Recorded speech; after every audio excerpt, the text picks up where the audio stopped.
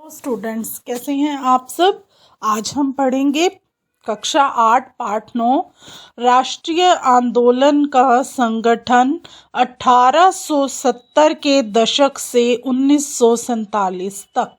तो बच्चों, हमने जब पिछला पाठ पढ़ा था तो हमने आपको बताया कि उसमें क्या था कि किस तरह से जो है अंग्रेज़ों ने भारत के भू क्षेत्र पर कब्जा कर लिया था और हमारी रियासतों का जो है उन्होंने उनको अपने कब्जे में ले लिया। इसके अलावा उन्होंने क्या किया कि बहुत लोगों को अंग्रेज़ी भाषा का ज्ञान देना, अंग्रेज़ी संस्कृति को अपनाने के लिए उन्होंने बहुत से ऐसे कार्यक्रम चलाए और जिसको लेकर जो है कुछ लोग उनके पक्ष में थे, पर बहुत से लोग जो हैं उनके पक्ष में नहीं थे। तो आप इस पाठ में अब पढ़ेंगे कि किस तरह से जो है राष्ट्रीय आंदोलन का जो हमारे यहाँ संगठन बना, उन्होंने किस तरह से अंग्रेज़ों के खिलाफ लड़ाई लड़ी और 1947 में भारत को जो है एक स्वतंत्र राष्ट्र घोषित किया। तो अब हम शुरू करते हैं। अब यहाँ आप एक चित्र भी देख रहे हैं। यह चित्र किस चीज़ का है? देखो बच्चों, यह चित्र है भारत छोड़ो आंदोलन के दौरान प्रदर्शनकारियों पर जो है आंसू के गोले जो हैं वो पुलिस के द्वारा छोड़े गए। तो आप देख रहे हो किस तरह से धुआं उठ रहा है और किस तरह से जब प्रदर्शनकारी एकत्रित होते थे तो उनको छिन भिन करने के लिए जो है कई तरह के चीज़ों का इस्तेमाल किया जाता था। तो जो आप पिछला पाठ हमने पढ़ा उसमें क्या था कि भारतीय भू क्षेत्र पर अंग्रेज़ों का कब्ज़ा और रियासतों का जो है अधिग्रहण चालू हो चुका था। नए कानून और प्रशासकीय संस्थाओं की भी शुरुआत हो गई थी। किसानों और आदिवासियों की ज़िंदगी में भी बहुत बदलाव आ रहे थे। इसके साथ साथ 19वीं सदी में आए बहुत से शैक्षणिक बदलाव। आपने देखा कि किस तरह से जो है स्कूलों में पढ़ाई के लिए बच्चों को किस तरह से बाध्य किया गया, किस तरह से उन्हें अंग्रेज़ी भाषा का ज्ञान देने पर जोर डाला गया। उसके बाद महिलाओं की स्थिति से भी संबंधित बहुत से वाद विवाद हुए, जाति व्यवस्था को भी चुनौतियां दी गई और सामाजिक एवं धार्मिक सुधार भी बहुत हुए। उसके अलावा हस्तकलाओं का पतन और उद्योगों का भी विकास हुआ। इन मुद्दों के बारे में आपने जो कुछ पढ़ा उससे आपको क्या लगता है कि भारत के लोग जो हैं वो ब्रिटिश शासन से असंतुष्ट थे? यदि हाँ, तो फिर यदि आप उनसे संतुष्ट थे या नहीं थे, तो विभिन्न समूहों और वर्ग क्यों असंतुष्ट थे? कुछ लोग तो बच्चों उनसे संतुष्ट थे और परंतु कुछ लोग उनसे असंतुष्ट थे। तो ऐसा क्यों था? तो अब आप देखेंगे राष्ट्रवाद का जब उदय हुआ, उपरोक्त बदलावों ने जब लोगों को के सामने एक बहुत बड़े सवाल जो हैं उनके सामने खड़े कर दिए और उनको सोचने पर क्या किया, मजबूर कर दिया कि यह देश क्या है और किसके लिए है। इसका जवाब जो है वो धीरे धीरे ऐसे सामने आया कि भारत का मतलब है यहाँ की जनता, भारत या यहाँ रहने वाले किसी भी वर्ग, रंग, जाति, पंथ, भाषा या जेंडर वाले तमाम लोगों का एक घर है। यह देश जो है इसके सारे संसाधन और इसकी सारी व्यवस्था उन सभी के लिए है। इस जवाब के साथ ये एहसास भी सामने आया कि अंग्रेज़ भारत के संसाधनों व यहाँ के लोगों की ज़िंदगी पर कब्जा जमाए हुए हैं और जब तक यह नियंत्रण ख़त्म नहीं होता, भारत यहाँ के लोगों का, भारतीयों का नहीं हो सकता। तो देखो बच्चों, किस तरह से जो है भारत के लोगों का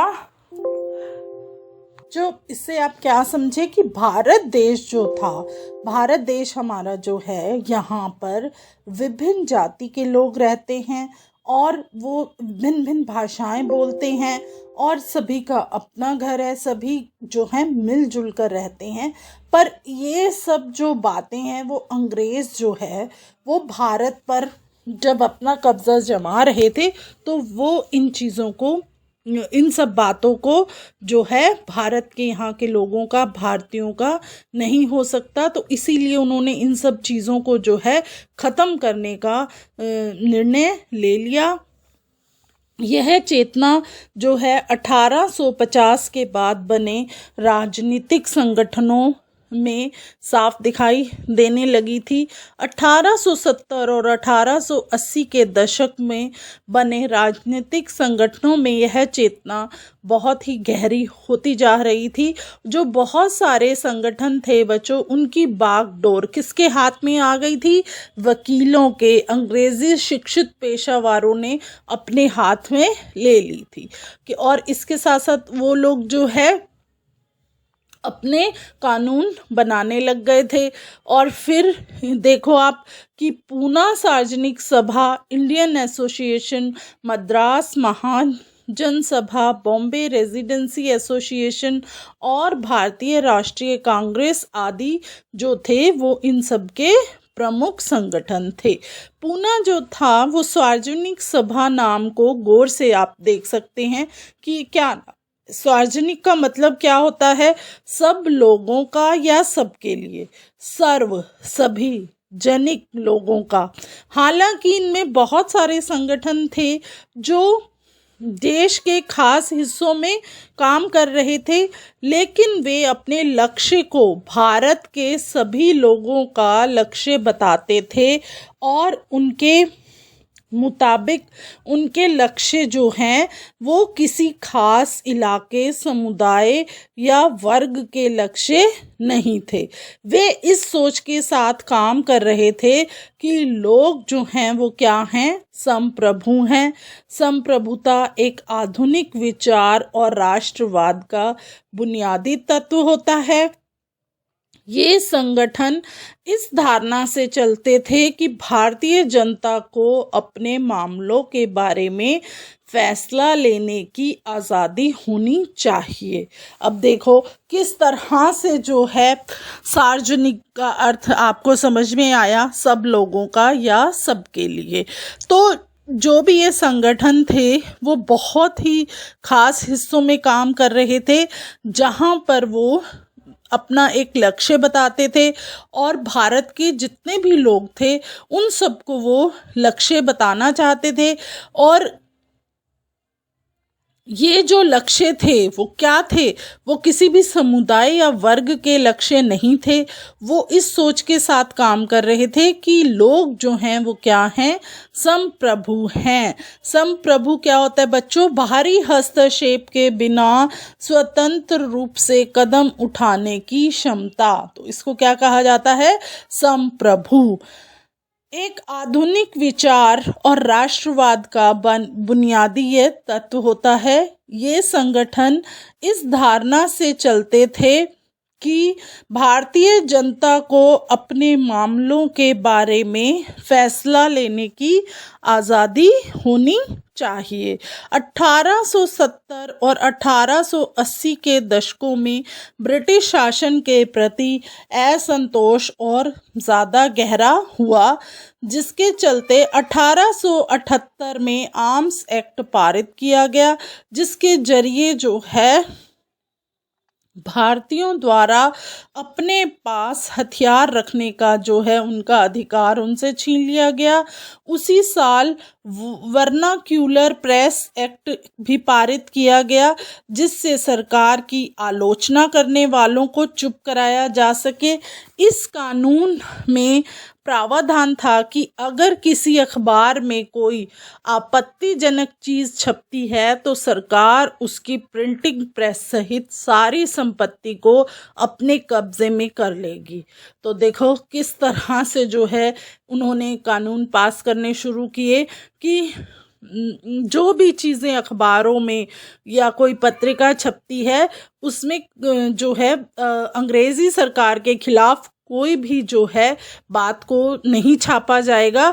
नहीं तो जो भी बात को छापेगा तो क्या किया जाएगा, उसकी जो प्रिंटिंग प्रेस है उसको ही सरकार अपने कब्जे में ले लेगी। 1883 में सरकार ने इल्बर्ट बिल जो है लागू करने का प्रयास किया। इसको लेकर काफ़ी हंगामा हुआ।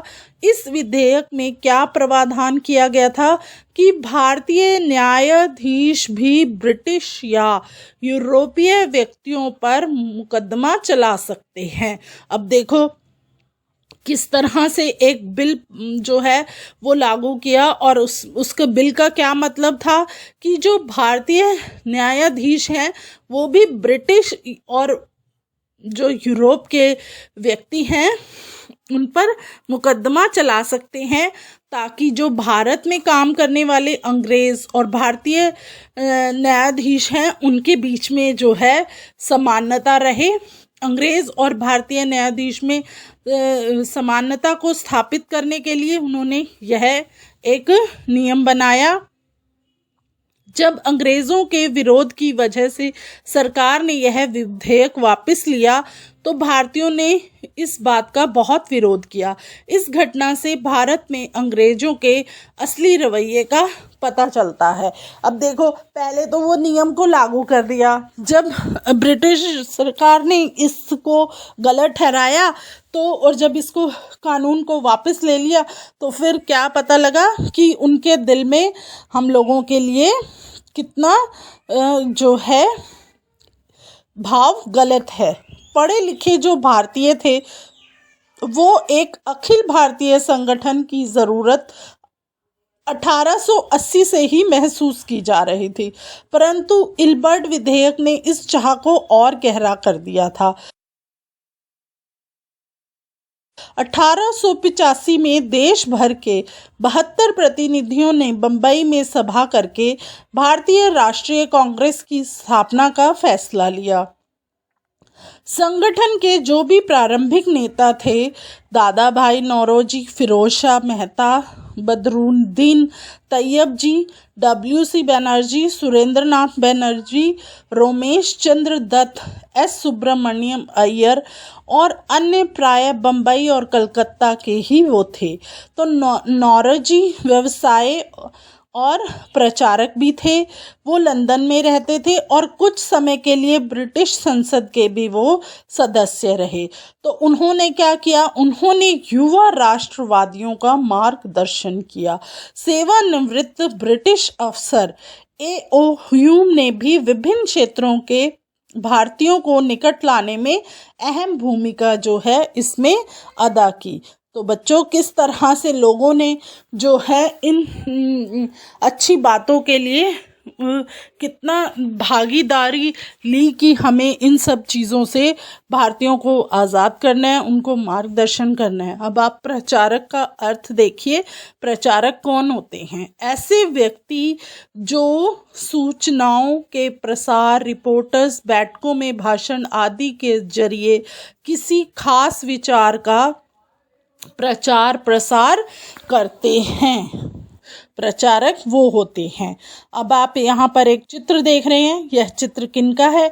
यह चित्र है दादा भाई नौरोजी की पुस्तक जो है poverty and un British rule in India में ब्रिटिश शासन के आर्थिक परिणामों की बहुत जो है तीखी आलोचना की गई थी। तो दादा भाई जो नौरोजी थे उन्होंने एक पुस्तक लिखी थी poverty un British rule in India. उसके अंदर जो है ब्रिटिश शासन के आर्थिक परिणामों की क्या की गई थी, बहुत आलोचना की गई थी। अब आप देख रहे हैं कि इसमें एक स्रोत 1 है, वो क्या है? कांग्रेस किसके पक्ष में बोलने का प्रयास कर रही थी? जनवरी 1886 में द इंडियन मिरर नामक अखबार ने लिखा, बंबई में आयोजित प्रथम राष्ट्रीय कांग्रेस हमारे देश की भावी संसद का केंद्रक है और यह हमारे देशवासियों के लिए अकल्पनीय रूप से लाभकारी परिणामों को जन्म देगी। बदरुनी तैयब जी ने 1887 में अध्यक्ष की हैसियत से कांग्रेस को संबोधित करते हुए कहा था, यह कांग्रेस भारत के किसी एक वर्ग या समुदाय के प्रतिनिधियों से मिलकर नहीं बनी है, बल्कि यह भारत के सभी समुदायों की संस्था है। तो देखो कितनी अच्छी बात की उन्होंने कि जो भारत जो है वो किसी एक वर्ग या समुदाय के प्रतिनिधि से नहीं बना है जो कांग्रेस सरकार है, बल्कि यह भारत सरकार के सभी समुदायों की एक संस्था है। आगे आप देखो, उभरता हुआ राष्ट्र अक्सर कहा जाता है। अपने पहले 20 सालों में कांग्रेस अपने उद्देश्य और तरीकों के लिहाज से मध्यमार्गी पार्टी थी। इस दौरान कांग्रेस ने सरकार और शासन में भारतीयों को और ज़्यादा जगह दिए जाने के लिए आवाज़ उठाई। कांग्रेस का आग्रह था कि विधान परिषदों में भारतीयों को ज़्यादा जगह दी जाए, परिषदों को ज़्यादा अधिकार दिए जाएं और जिन प्रांतों में परिषद नहीं है वहां उनका गठन किया जाए। कांग्रेस चाहती थी कि सरकार में भारतीयों को भी ऊंचे पद दिए जाएं। इस काम के लिए उसने मांग की कि सिविल सेवा के लिए लंदन के साथ साथ भारत में भी परीक्षा आयोजित की जाए।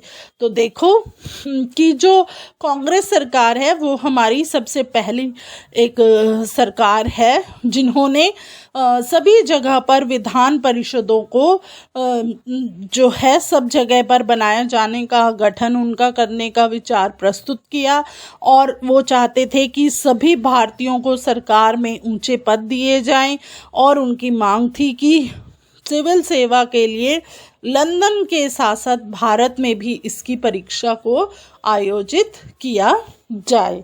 अब आप यहाँ पर एक गतिविधि देख रहे हैं, वो गतिविधि क्या है? कांग्रेस से ही कांग्रेस सभी भारतीय लोगों के हक में और उनकी ओर से बोलने का संकल्प व्यक्त कर रही थी। कांग्रेस ने ऐसा क्यों किया? तो आप इसके बारे में इसका उत्तर लिख सकते हैं। कांग्रेस ने ऐसा इसलिए किया क्योंकि वह अपने को एक अखिल भारतीय संगठन के रूप में स्थापित करना चाहती थी, अन्यथा वह अपना उद्देश्य पूरा नहीं कर पाती। इसका कारण था कि भारतीय राष्ट्रीय कांग्रेस की स्थापना 1880 से ही पढ़े लिखे भारतीयों को एक अखिल भारतीय संगठन की ज़रूरत महसूस होने का परिणाम था। तो समझ में आया आपको ये? अब हम आगे देखते हैं। आगे है शासन व्यवस्था के भारतीयकरण की मांग जो थी वो क्या थी? नस्लवाद के खिलाफ चल रहे जो आंदोलन थे उनका एक हिस्सा थी, क्योंकि तब तक ज़्यादातर महत्वपूर्ण नौकरियां थी वो गोरे अफसरों को ही मिलती थी, उन्हीं का कब्जा था। अंग्रेज़ जो है आम तौर पर यह मानकर चलते थे कि जितने भी भारतीय हैं उनको जिम्मेदारी भरे जो पद हैं वो ना दिए जाएं, क्योंकि अंग्रेज़ अफसर अपने भारी भरकम वेतन का एक बहुत बड़ा हिस्सा कहाँ भेज देते थे? ब्रिटेन में भेज देते थे। इसीलिए लोगों को उम्मीद थी कि भारतीयकरण से यहाँ की धन संपत्ति भी कुछ हद तक भारत में रुकने लगेगी। भारतीयों की मांग थी कि न्यायपालिका को कार्यपालिका से अलग किया जाए, आर्म्स एक्ट को निरस्त किया जाए और अभिव्यक्ति व बोलने की स्वतंत्रता दी जाए। तो देखो भारतीय जो ब्रिटिश अफसर थे वो कितने चालाक थे। एक तो अपने ही कानून लागू कर रहे थे, दूसरा कि किस तरह से जो है वो चाहते थे कि हम लोग जो हैं उच्च पद पर रहें। उच्च पद पर रहने का उनका क्या मकसद था? जो व्यक्ति उच्च पद पर होता है उसका वेतन भी ज़्यादा होता है, तो वो उस वेतन को क्या करते थे, कुछ हिस्सा तो यहाँ पर रखते थे, बाकी हिस्सा वो ब्रिटेन में भेज देते थे ताकि वहाँ पर जो है एक उनका जो अपना जो हिस्सा वहाँ पर भेजने का क्या मतलब था कि वहाँ पर उनकी संपत्ति इकट्ठी होती रहे। तो इसीलिए जो भारतीय थे वो यह चाहते थे कि उनको जो है उच्च पद पर रखा जाए और जो वेतन है वो उन्हें मिला, ताकि जो भारत की संपत्ति है वो भारत में ही रहेगी ना, बाहर दूसरे देशों में क्यों जाएगी भारत की संपत्ति। तो अब आप इससे देख सकते हो कि कितनी अच्छी बात है। अब इसमें एक है निरस्त करना। निरस्त करना का बच्चों क्या अर्थ होता है? किसी भी कानून को समाप्त करना, किसी कानून की वैधता अधिकृत रूप से जो है समाप्त कर देने का मतलब होता है निरस्त कर देना। शुरुआती सालों में कांग्रेस ने कई आर्थिक मुद्दे भी उठाए। उसका कहना था कि भारत में ब्रिटिश शासन की वजह से ही गरीबी और अकाल पड़े रहे। बढ़ते लगान के कारण काश्तकार और जमींदार विपिन हो गए थे और अनाजों की भारी निर्यात की वजह से खाद्य पदार्थों का अभाव भी पैदा हो गया था। कांग्रेस की मांग थी कि लगान कम किया जाए, फौजी कर्जों में कटौती की जाए और सिंचाई के लिए ज़्यादा अनुदान दिए जाएं। उसने नमक कर, विदेशों में भारतीय मजदूरों के साथ होने वाले बर्ताव तथा भारतीय के कामों में दखलंदाजी करने वाले वन प्रशासन की वजह से वनवासियों की बढ़ती मुसीबतों के बारे में भी बहुत सारे प्रस्ताव जो हैं वो पारित किए। इससे पता चलता है कि पढ़े लिखे संपन्न वर्ग की संस्था होते हुए भी कांग्रेस केवल पेशेवर समूहों, जमींदारों और उद्योगपतियों के हक में ही नहीं बोल रही थी। तो देखो किस तरह से जो है ब्रिटिश सरकार ने क्या किया कि बहुत जगह पर ऐसे कर लगाने शुरू कर दिए, लगान लेने शुरू कर दिए कि और जितने भी लोग थे अपने काम के लिए उनको जो है अपने देश में भेज देते थे और वहाँ पर उनसे बहुत ही जो है बुरा व्यवहार करते थे।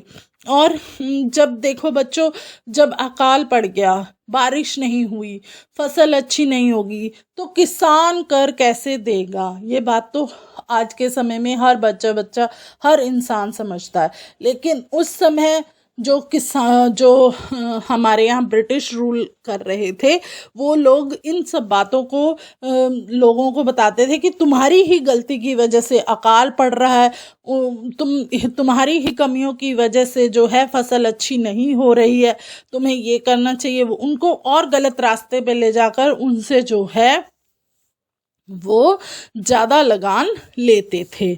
तो जब धीरे धीरे लोगों को समझ आने लगी तो लोगों ने इन सब बातों का विद्रोह करना शुरू कर दिया। अब आप यहाँ पर देख रहे हो स्रोत 2 सोने की चाह में डिनोशा वाचा नामक एक मध्य मार्गी नेता ने 1887 में नौरोजी को संबोधित करते हुए लिखा, आजकल फिरोज शाह अपने निजी कामों में बहुत ज़्यादा व्यस्त है। वो लोग पहले ही काफ़ी अमीर हैं, तेलंग साहब भी व्यस्त रहते हैं। मुझे समझ में नहीं आता अगर सभी लोग सोने की चाह में इतने व्यस्त रहेंगे तो देश की प्रगति जो है वो कैसे हो सकती है। तो देखो कि जब आप लोग इन सब बातों पर ध्यान ही नहीं दोगे तो कि आपके लोगों के साथ क्या व्यवहार किया जा रहा है, तो बच्चों कितना ही गलत असर जो है हमारे ऊपर पड़ता है। मध्य मार्गी नेता जनता को ब्रिटिश शासन के अन्यायपूर्ण चरित्र से अवगत कराना चाहते थे। इसके लिए उन्होंने अखबार निकाले, लेख लिखे और यह साबित करने का प्रयास किया कि ब्रिटिश शासन देश को आर्थिक तबाही की ओर ले जा रहा है। फिर उन्होंने भाषण दिया और उसमें ब्रिटिश शासन की निंदा की और जनमत के निर्माण के लिए क्या किया, देश के विभिन्न भागों में अपने प्रतिनिधि भेजे जो लोगों को जागरूक करने लगे। लेकिन मध्य मार्गियों को ये भी लगता था कि अंग्रेज स्वतंत्रता व न्याय के आदर्शों का सम्मान करते हैं, इसीलिए वे भारतीयों की न्याय संगत मांगों को स्वीकार कर लेंगे। लिहाजा कांग्रेस का मानना था कि सरकार को भारतीयों की भावना से अवगत कराना चाहिए। तो देखो कि जब लोगों ने अखबारों में लिखना शुरू कर दिया और अपने प्रतिनिधि भेजकर लोगों ने यह दिखाना शुरू कर दिया कि नहीं, हमारे साथ बहुत कुछ गलत हो रहा है, आंखें खोलनी शुरू की, तो कुछ लोग यह भी मानते थे कि जो अंग्रेज़ कर रहे हैं वो सही कर रहे हैं, क्योंकि अंग्रेज़ जो हैं वो क्या हैं, स्वतंत्रता के साथ हैं कि सभी लोग स्वतंत्र रूप से जिएं और न्याय के आदर्शों का भी वो सम्मान करते हैं। इसीलिए वो भारतीयों की न्याय संगत मांग जो है उसको स्वीकार कर लेंगे। लेकिन जो कांग्रेस का मानना था कि सरकार को क्या है, भारतीयों की भावना से भी रूबरू कराना चाहिए। अब आप देखो इसमें एक गतिविधि है, वो क्या है, उपरोक्त टिप्पणी के आधार पर शुरुआती कांग्रेस के बारे में कौन सी समस्याओं का पता चलता है। तो इसका उत्तर है, उपरोक्त टिप्पणी के आधार पर शुरुआती कांग्रेस के बारे में निम्न समस्याओं का पता चलता है। पहली है, शुरुआती कांग्रेस को नेता धनी थे और प्रायः अपने व्यक्तिगत कार्यों में वो व्यस्त रहते थे। वे संगठन में अधिक रुचि नहीं लेते थे और इसके लिए पर्याप्त समय भी नहीं देते थे। तो समझ में आया आपको कि किस तरह से जो है कांग्रेस के जो नेता थे वो इसके लिए क्यों वो कर रहे थे। तो अब आप आगे देख सकते हैं, स्वतंत्रता हमारा जन्म सिद्ध अधिकार है। 1890 के दशक तक बहुत सारे लोग जो हैं वो कांग्रेस के राजनीतिक तौर तरीकों पर सवाल खड़ा करने लगे। बंगाल, पंजाब और महाराष्ट्र में जो है विपिन चंद्र पाल, बाल गंगाधर तिलक और लाला लाजपत राय जैसे नेता थे, वो ज़्यादा आमूल परिवर्तनवादी उद्देश्य और पद्धतियों के अनुरूप काम करने लगे थे। उन्होंने निवेदन की राजनीति के लिए नरमपंथियों की आलोचना की और आत्मनिर्भरता तथा रचनात्मक कार्यों के महत्व पर भी जोर दिया। उनका कहना था कि लोगों की जो सरकार के नेक इरादों पर नहीं बल्कि अपनी ताकत पर उनको भरोसा करना चाहिए, लोगों को स्वराज्य के लिए लड़ना चाहिए। तिलक ने नारा भी दिया, जो स्वतंत्रता है मेरा जन्म सिद्ध अधिकार है और इसे मैं लेकर ही रहूँगा। तो देखो कितने सारे, जैसे बंगाल, पंजाब और महाराष्ट्र, इन सब में, और ये आप सब ने इन नेताओं के जो हैं नाम भी सुने हैं, बाल गंगाधर तिलक, लाला लाजपत राय, विपिन चंद्र पाल। इन्होंने जो है आज़ादी की लड़ाई में बहुत बड़ा एक योगदान दिया है। अब आप आगे देखते हैं, 1905 में वायसराय कर्जन ने बंगाल का विभाजन कर दिया।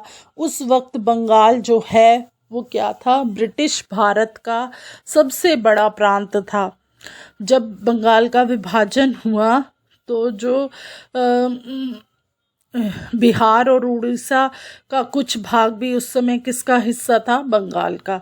तो अंग्रेज़ों का कहना है कि प्रशासकीय सुविधा को ध्यान में रखते हुए उन्होंने क्या किया है, बंगाल का बंटवारा कर दिया है। परंतु जो प्रशासकीय सुविधा का मतलब क्या था, इससे किसको सुविधा मिलने वाली थी, जाहिर है इससे जो है अंग्रेज़ अफसरों और व्यापारियों का ही फायदा था। लेकिन जब सरकार ने गैर बंगाली इलाकों को अलग करने की बजाय उसके पूर्वी भागों को अलग करके किस में मिला दिया, असम में मिला दिया। तो जब पूर्वी बंगाल को अलग करने के पीछे अंग्रेज़ों का मुख्य उद्देश्य यह रहा होगा कि बंगाली राजनेताओं के प्रभाव पर अंकुश लगाया जाए और बंगाली जनता को जो है वो बांट दिया जाए। बंगाल के इस विभाजन से देश भर में गुस्से की लहर फैल गई। मध्यमार्गी और आमूल परिवर्तनवादी कांग्रेस के सभी धड़ों ने इसका विरोध किया। विशाल जनसभाओं का आयोजन किया गया और जुलूस निकाले गए। जन प्रतिरोध के नए नए रास्ते ढूंढे गए। इससे जो संघर्ष उपजा उसे स्वदेशी आंदोलन के नाम से जाना जाता है। यह आंदोलन जो है वो बंगाल में सबसे ताकतवर था, परंतु अन्य इलाकों में भी इसकी भारी जो गूंज है वो सुनाई दी। उदाहरण के लिए आप देख सकते हैं कि आंध्रा के डेल्टा इलाकों में इसे वंदे मातरम वंदे मातरम आंदोलन के नाम से जाना जाता है। तो अब आप यहाँ पर बाल गंगाधर तिलक का चित्र देख रहे हैं। चित्र 3, मेज पर रखे अखबार का आप नाम देखिए।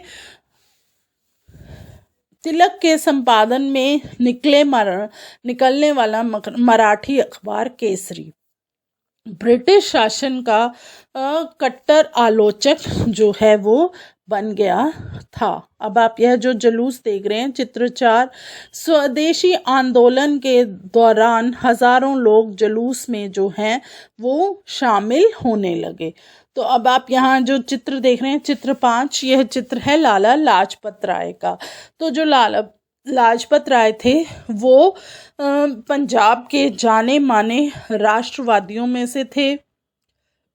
वह याचिका और निवेदनों की राजनीति का विरोध करने वाले आमूल परिवर्तनवादी के एक प्रमुख नेता थे और वह आर्य समाज में के भी सक्रिय सदस्य थे। तो 20वीं शताब्दी के प्रारंभिक दशकों में जो है और भी दूसरी महत्वपूर्ण घटनाएं घटी। 1906 में मुसलमान जमींदारों और नवाबों के एक समूह ने ढाका में ऑल इंडिया मुस्लिम लीग का गठन किया। अब देखो, पहले तो एक कांग्रेस सरकार थी, फिर उसके बाद 1906 में क्या हुआ, एक मुस्लिम लीग, इंडिया मुस्लिम लीग का गठन हुआ। लीग ने क्या किया, बंगाल के विभाजन का समर्थन किया और उन्होंने एक मांग की कि मुसलमानों के लिए अलग निर्वाचिका की व्यवस्था की जाए। 1909 में सरकार ने यह मान लिया कि अब परिषदों में कुछ सीटें जो हैं वो किसके लिए आरक्षित कर दी जाए, मुसलमान उम्मीदवारों के लिए, जिन्हें मुस्लिम मतदाता द्वारा ही चुनकर जो है वो भेजा जाना था।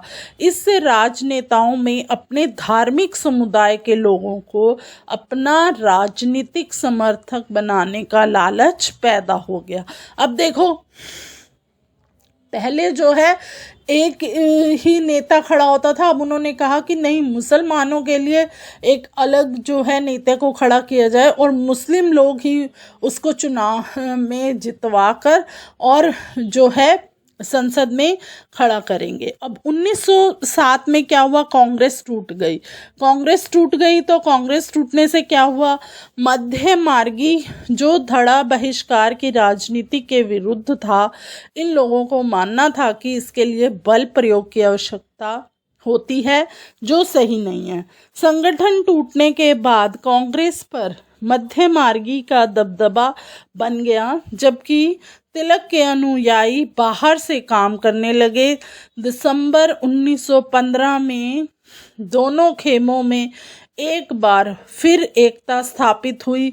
अगले साल कांग्रेस और मुस्लिम लीग के बीच ऐतिहासिक लखनऊ समझौते पर दस्तखत हुए और दोनों संगठनों ने देश में प्रतिनिधि सरकार के गठन के लिए मिलकर काम करने का फैसला ले लिया। अब देखो, जब साथ में कांग्रेस टूटी तो फिर क्या हुआ कि लोगों ने मानना शुरू कर दिया कि इसके लिए किसकी आवश्यकता होती है, बल की, जो बात बिल्कुल ही सही नहीं थी। इसके बाद फिर क्या है कि कांग्रेस ने एक मध्य मार्गी का दबदबा बनाना शुरू कर दिया, और जबकि तिलक के अनुयायी थे वो जो है बाहर से ही काम कर रहे थे। और फिर 1915 में दोनों खेमों में क्या हुआ, एकता स्थापित हो गई, और फिर कांग्रेस और मुस्लिम लीग के बीच में लखनऊ में एक समझौता हुआ और उस पर दस्तखत हुए कि देश में जो प्रतिनिधि सरकार के गठन के लिए जो है वो मिलकर कार्य करेंगे और एक साथ फैसला लेंगे। अब आप आगे देख सकते हैं जन राष्ट्रवाद का उदय वो कैसे हुआ। 1919 के बाद अंग्रेजों के खिलाफ चल रहा संघर्ष धीरे धीरे एक जन आंदोलन में तब्दील होने लगा। किसान, आदिवासी, विद्यार्थी और महिलाएं बड़ी संख्या में जो हैं वो इस आंदोलन में जुड़ने लगे। कई बार औद्योगिक मजदूरों ने भी इस आंदोलन में अपना योगदान दिया, और 20 के दशक से कुछ खास व्यावसायिक समूह भी कांग्रेस को सक्रिय समर्थन देने लगे थे। ऐसा क्यों हुआ, तो अब आप इसके बारे में पढ़ेंगे। पहले आप यहाँ पर पढ़ें क्रांतिकारी हिंसा। समाज में आमूल बदलाव लाने के लिए हिंसा का उपयोग करना क्या कहलाता है, क्रांतिकारी हिंसा। परिषद प्रशासकीय सलाहकारी या प्रतिनिधित्व दायित्वों को निभाने वाली मनोनीति या निर्वाचित संस्था क्या कहलाती है, परिषद कहलाती है। अब आप देखो, पहले विश्व युद्ध ने भारत की आर्थिक और राजनीतिक स्थिति बदल दी। इस युद्ध की वजह से ब्रिटिश भारत सरकार के रक्षा व्यय में भारी इजाफा हुआ। इस खर्चे को निकालने के लिए सरकार ने निजी आय और व्यावसायिक मुनाफे पर कर बढ़ा दिया था। सैनिक व्यय में इजाफे तथा युद्धक आपूर्ति की वजह से जरूरी कीमतों की चीज़ों में भी क्या हुआ, एक भारी उछाल आया और आम लोगों की ज़िंदगी जो है वो मुश्किल होती गई। दूसरी ओर व्यावसायिक समूह युद्ध से बेहिसाब मुनाफा कमा रहे थे। जैसा कि आप पाठ 7 में देख चुके हैं कि इस युद्ध में औद्योगिक वस्तुएं कौन सी थी, जूट के बोरे, कपड़े, पटरियां की मांग जो है वो बढ़ा दी और अन्य देशों से भारत आने वाले आयात में कमी ला दी थी। इस तरह युद्ध के दौरान भारतीय उद्योगों का विस्तार हुआ और भारतीय व्यावसायिक समूह विकास के लिए और अधिक अवसरों की मांग करने लगे। अब देखो, जब पहला विश्व युद्ध हुआ तो भारत का उस पर क्या असर हुआ, आर्थिक और राजनीतिक स्थिति ही बदल गई। जो ब्रिटिश भारत सरकार के रक्षा व्यय में भारी इजाफा हो रहा था, उन खर्चों को निकालने के लिए सरकार ने क्या किया, निजी आय और व्यावसायिक मुनाफों पर क्या कर दिया, कर लगा दिया, क्योंकि वो जो है पैसा इकट्ठा करके अपने देश में जो भेजते थे, इसीलिए। अब आप देख सकते हैं यहाँ एक गतिविधि है, पता लगाएं कि पहला विश्व युद्ध किन देशों ने लड़ा था। तो अब आप इसका उत्तर लिखेंगे। प्रथम विश्व युद्ध के बाद अंग्रेजों को अपनी सेना बढ़ाने के लिए विवश किया गया। एक विदेशी युद्ध की खातिर गांवों में सिपाहियों की भर्ती के लिए क्या हुआ, दबाव डाला जाने लगा और बहुत सारे सिपाहियों को दूसरे देशों में युद्ध के मोर्चे पर भेज दिया गया। इनमें से बहुत सारे सिपाही जो थे वो युद्ध के बाद यह समझदारी लेकर लौटे कि साम्राज्यवाद शक्तियां एशिया और अफ्रीका के लोगों को किस तरह से वो शोषण कर रही हैं। फलस्वरूप ये लोग भी भारत में औपनिवेशिक शासन का विरोध करने लगे। इसके अलावा 1917 में रूस में क्रांति हुई। इस घटना के चलते किसानों और मजदूरों के संघर्षों का समाचार तथा समाजवादी विचार बड़े पैमाने पर फैलने लगे थे, जिससे भारतीय राष्ट्रीयवादियों को एक नई प्रेरणा मिलने लगी थी। तो बच्चों, आपने देखा कि किस तरह से जब युद्ध होते हैं तो लोगों को क्या है, हथियार उठाने के लिए मजबूर कर दिया जाता है। जो लोग सिपाही नहीं होते उनको भी सिपाही बनाकर जो है मोर्चे पर तैनात कर दिया जाता है। अब आप जैसे युद्ध देख रहे हैं, इजराइल, यूक्रेन और रूस के बीच जो युद्ध हो रहा है उसमें कितने सैनिक जो हैं वो मर चुके हैं। अभी भी युद्ध जो है कितने सालों से वहाँ पर जारी है। तो आम जनता जो है वहाँ पर लड़ने के लिए मजबूर है। लेकिन अब आप देख सकते हैं कि जो सिपाही थे उन्होंने क्या सोचा कि ये जो देश हैं, ये जो शक्तियाँ हैं, वो किस तरह से लोगों का शोषण कर रही हैं। अब आप देख सकते हैं आगे, इसके अलावा 1917 में रूस में क्रांति हुई। इस घटना के चलते किसानों और मजदूरों के संघर्षों का समाचार तथा समाजवादी विचार बड़े पैमाने पर फैलने लगा था, जिससे भारतीय राष्ट्रवादियों को एक नई प्रेरणा मिलने लगी। तो अब आप एक यहाँ पर चित्र देखेंगे, चित्र 6 किस चीज़ का चित्र है? नटाल कांग्रेस के संस्थापक डरबन, आप ये देख रहे हैं चित्र 6 है जो है नटाल कांग्रेस के संस्थापक डरबन, दक्षिण अफ्रीका 1895 में अन्य भारतीयों के साथ महात्मा गांधी ने नस्ली भेदभाव का विरोध करने के लिए नटाल कांग्रेस का गठन किया था। क्या आप चित्र में गांधी जी को पहचान सकते हैं? वह पिछली कतार के ठीक बीच में कोट और टाई पहने दिखाई दे रहे हैं। अब आप यहाँ पर देखेंगे महात्मा गांधी का आगमन कैसे हुआ। इन्हीं हालातों में महात्मा गांधी एक जन नेता के रूप में सामने आए। गांधी जी 46 साल की उम्र में 1915 में दक्षिण अफ्रीका से भारत लौटे थे। वे वहाँ पर नस्ल भेदी पाबंदियों के खिलाफ अहिंसक आंदोलन चला रहे थे और अंतर्राष्ट्रीय स्तर पर उनकी अच्छी मान्यता थी और लोग उनका आदर करते थे। दक्षिण अफ्रीकी आंदोलनों की वजह से उन्हें हिंदू, मुसलमान, पारसी और ईसाई, गुजराती, तमिल और उच्च भारतीय, उच्च वर्गीय, व्यापारी, वकील और मजदूर सब तरह के भारतीयों से मिलने जुलने का जो मौका है वो मिल चुका था। तो अब आप देख सकते हैं कि जब महात्मा गांधी एक जन नेता के रूप में आए तब उनकी उम्र क्या थी? वो 46 वर्ष के थे और वो कहाँ से आए थे? दक्षिण अफ्रीका से भारत आए थे। तो वहाँ पर जो था क्या एक आंदोलन चल रहा था, हिंसक आंदोलन था, वो था नस्ल भेदी का, कि लोग जो हैं वो रंग रूप का जो एक आंदोलन था वो चल रहा था। तो अब आप आगे देख सकते हैं कि महात्मा गांधी ने पहले पूरे साल क्या किया? पूरे भारत का दौरा किया। इस दौरान वे यहाँ के लोग उनकी ज़रूरतों और हालातों को समझने में लगे। उनके शुरुआती प्रयास क्या थे? चंपारण, खेड़ा और अहमदनगर के स्थानीय आंदोलन के रूप में जो हैं सामने आए। इन आंदोलनों के माध्यम से उनका किससे परिचय हुआ? राजेंद्र प्रसाद और वल्लभ भाई पटेल से।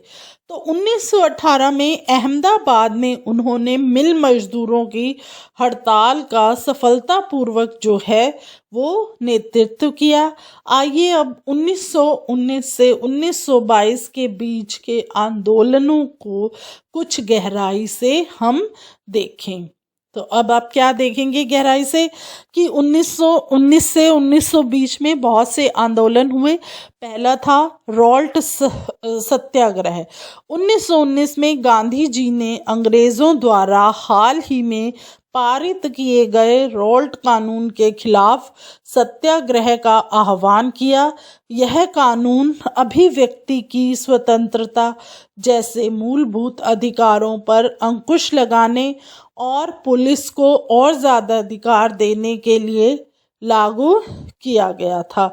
महात्मा गांधी, मोहम्मद अली जिन्ना तथा अन्य नेताओं का मानना था कि सरकार के पास लोगों की बुनियादी स्वतंत्रताओं पर अंकुश लगाने का कोई अधिकार नहीं है। उन्होंने इस कानून को शैतान की करतूत और निरंकुशवादी बताया।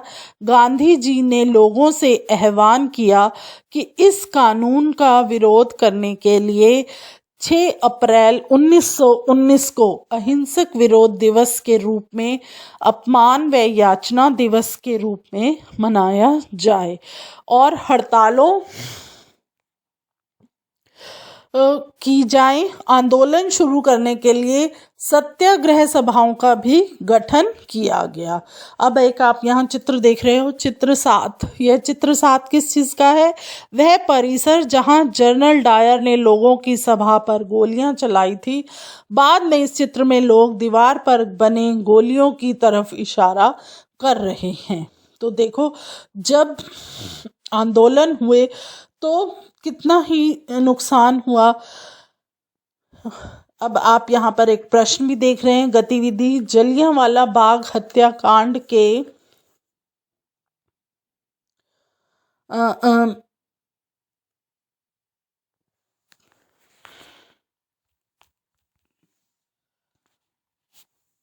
जानकारियाँ इकट्ठी करें। जलियांवाला बाग क्या है, यहाँ किस तरह के अत्याचार हुए, ये अत्याचार कैसे हुए। तो अब आपको इसके बारे में लिखना है। तो आप लिखें कि 13 अप्रैल 1919 के दिन कई लोग अमृतसर के नगर के जलियांवाला बाग में एकत्रित हुए। इस बाग में केवल एक ही निकास था, जो बाहर निकलने का गेट था वो एक ही था। जनरल डायर ने इन निर्दोष नागरिकों पर गोलियां चलाने का आदेश दे दिया। इन नागरिकों में महिलाएं और बच्चे भी शामिल थे। उनमें से सैकड़ों लोगों की मृत्यु हो गई। नगर में पहले से ही मार्शल लॉ लगा हुआ था। इस कानून का उल्लंघन करने वालों को सबक सिखाने के उद्देश्य से जनरल डायर ने एक छोटी सी सैनिक टुकड़ी के साथ इस क्षेत्र में प्रवेश किया। वे निकास द्वार को बंद कर भीड़ पर अंधाधुंध गोलियां बरसाने लगे और जिसमें क्या है, सैकड़ों लोगों को उन्होंने मार दिया। अब आप देख सकते हैं कि किस तरह से जनरल डायर ने दिन में एक खूनी खेल खेला। वो दिन कौन सा था? 13 अप्रैल 1919 का। अब आप एक और यहाँ देख सकते हैं, नाइटहुड ब्रिटिश राजा रानी की तरफ से किसी व्यक्ति की अप्रतिमत व्यक्तिगत सफलताओं या जन सेवा के लिए एक जाने वाली उपाधि का नाम है नाइटहुड। तो अब आप आगे पढ़ेंगे। रॉल्ट सत्याग्रह ब्रिटिश सरकार के खिलाफ पहला अखिल भारतीय संघर्ष था। हालांकि यह मोटे तौर पर शहरों तक ही सीमित था, लेकिन अप्रैल 1919 में पूरे देश में जगह जगह पर जुलूस निकाले गए और हड़तालों का आयोजन किया गया। सरकार ने इन आंदोलनों को कुचलने के लिए दमनकारी रास्ता अपनाया। बैसाखी वाला दिन था 13 अप्रैल के दिन, जब अमृतसर में जनरल डायर द्वारा जलियांवाला बाग में एक हत्याकांड किया। इस जनसंहार पर रविंद्रनाथ टैगोर को जो एक नाइटहुड की उपाधि मिली थी, उन्होंने उसको जो है पुरस्कार को वापस कर दिया।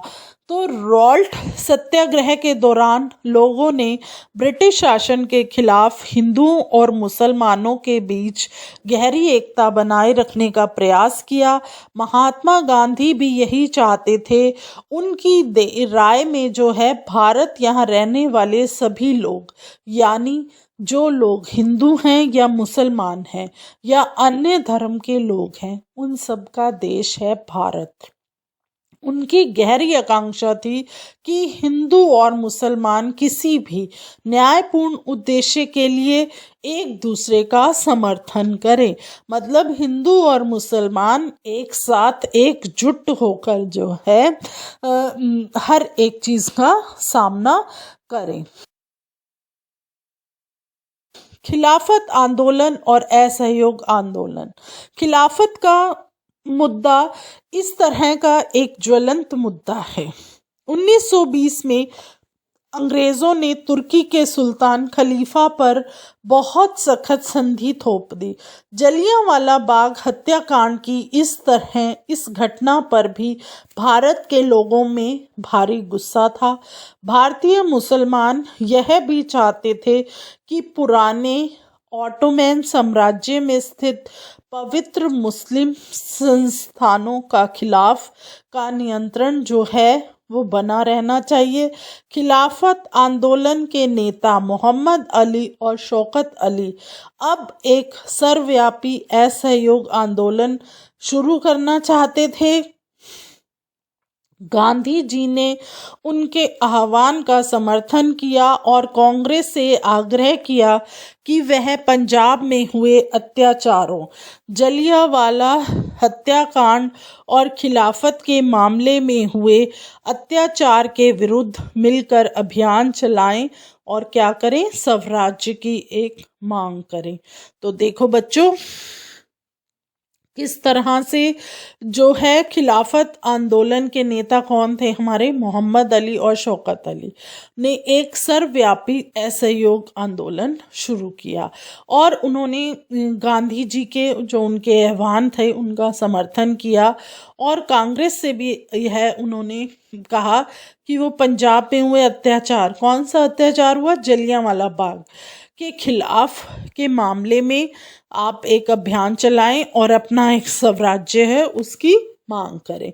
1921 और 1922 के दौरान असहयोग आंदोलन को और गति मिली। हजारों विद्यार्थियों ने सरकारी स्कूल छोड़ दिए। मोतीलाल नेहरू, सी आर दास, सी राजगोपालचार्य और आसफ अली जैसे बहुत सारे वकीलों ने वकालत छोड़ दी।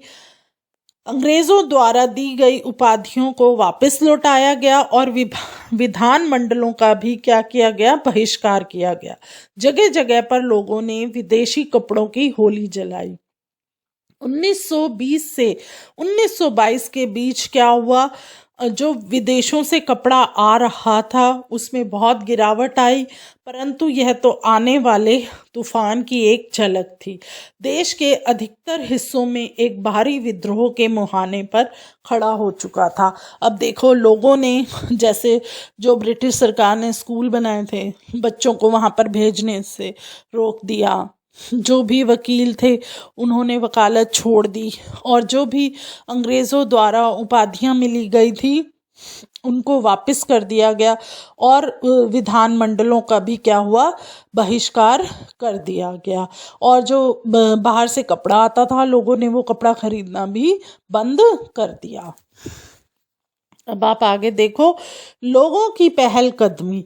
कई जगहों पर लोगों ने ब्रिटिश शासक का अहिंसक विरोध किया, लेकिन कई स्थानों पर विभिन्न वर्गों और समूहों ने गांधी जी के आह्वान के अपने हिसाब से अर्थ निकाले और इस तरह के रास्ते अपनाए जो गांधी जी के विचारों से मेल नहीं खाते थे। सभी जगह लोगों ने अपने आंदोलन को स्थानीय मुद्दों के साथ जोड़कर आगे बढ़ाया। आइए ऐसे हम बहुत से उदाहरणों पर विचार करें। क्या विचार थे यह? खेड़ा गुजरात में पाटीदार किसानों ने अंग्रेजों द्वारा थोप दिए गए भारी लगान के खिलाफ अहिंसक अभियान चलाया। तटीय आंध्र प्रदेश और तमिलनाडु के भीतरी भागों में शराब की दुकानों की घेराबंदी कर ली। आंध्र प्रदेश के गुंटूर जिले में आदिवासी और गरीब किसानों ने बहुत सारे वन सत्याग्रह किए। इन सत्याग्रहों में कई बार वे चराई शुल्क अदा किए बिना भी अपने जानवरों को जंगल में छोड़ देते थे। उनका विरोध इसलिए था क्योंकि उपनिवेशिक सरकार ने वन संसाधनों पर उनके अधिकारों को बहुत ही क्या कर दिया था, सीमित कर दिया था।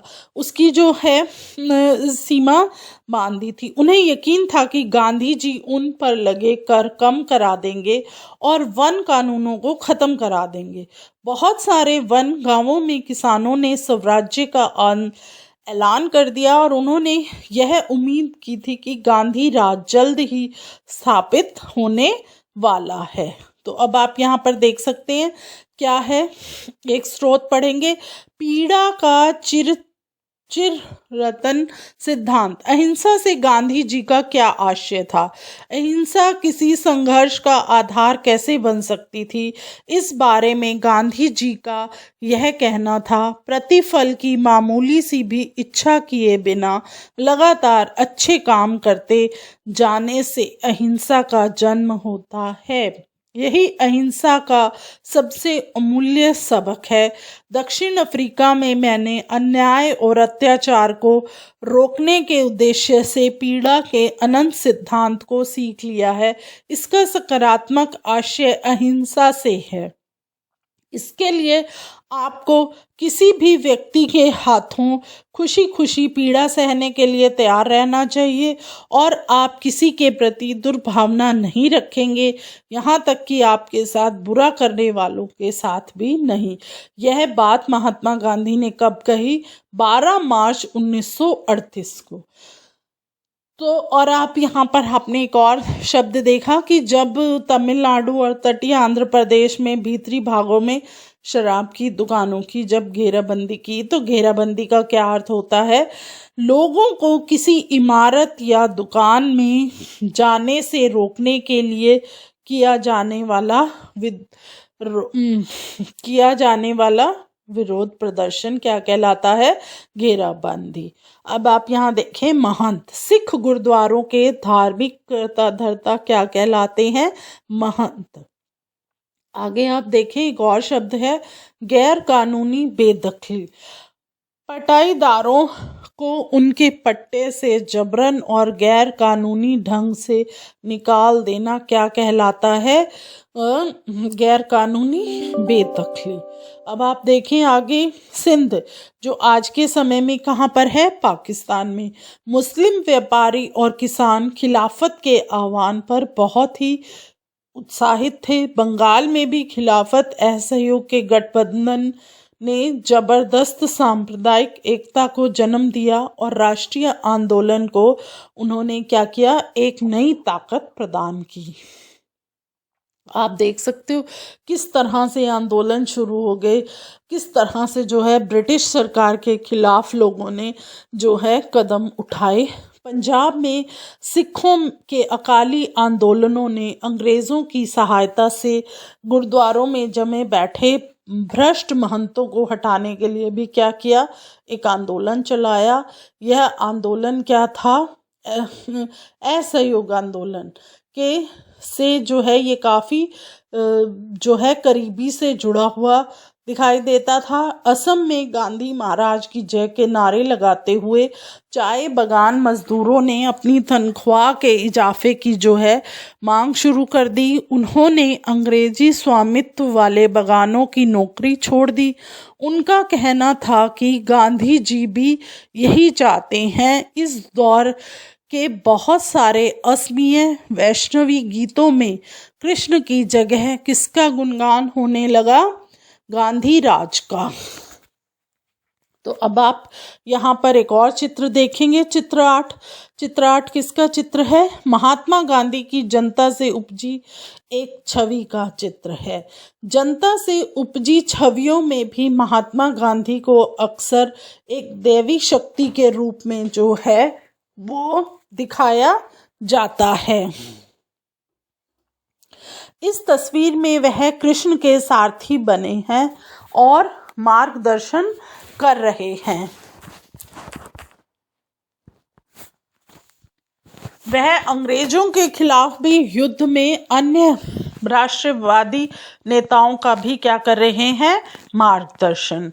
अब आप आगे देखेंगे, जनता के महात्मा। इन उदाहरणों के जितने भी अब तक हमने आपको उदाहरण दिए हैं उनके आधार पर हम क्या देख सकते हैं कि जो बहुत सारे लोग थे वो गांधी जी को किसके रूप में देखते थे बच्चों? एक मसीहा के रूप में।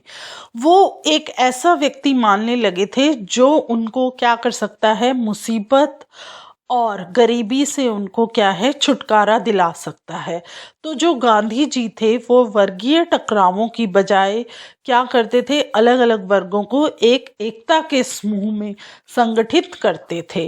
पर किसानों को लगता था कि गांधी जी जो हैं वो जमींदारों के खिलाफ उनके संघर्ष में मदद देंगे। खेतीहर मजदूरों को यकीन था कि गांधी जी उन्हें जो हैं वो क्या है? जमीन दिलवा देंगे। कई बार आम लोगों ने भी खुद अपनी उपलब्धियों के लिए किसको श्रेय माना?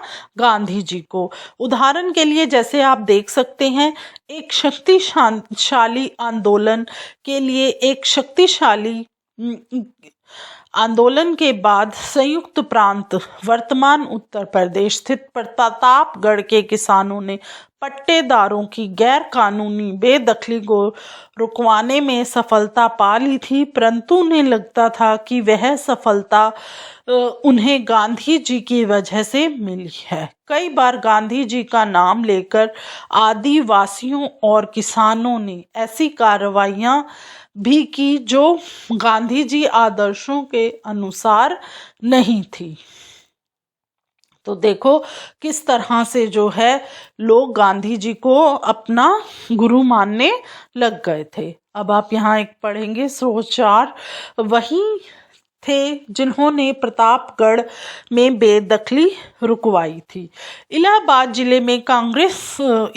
जिले में किसान आंदोलन पर सीआईडी द्वारा तय की गई जनवरी 1921 की रिपोर्ट का एक अंश है।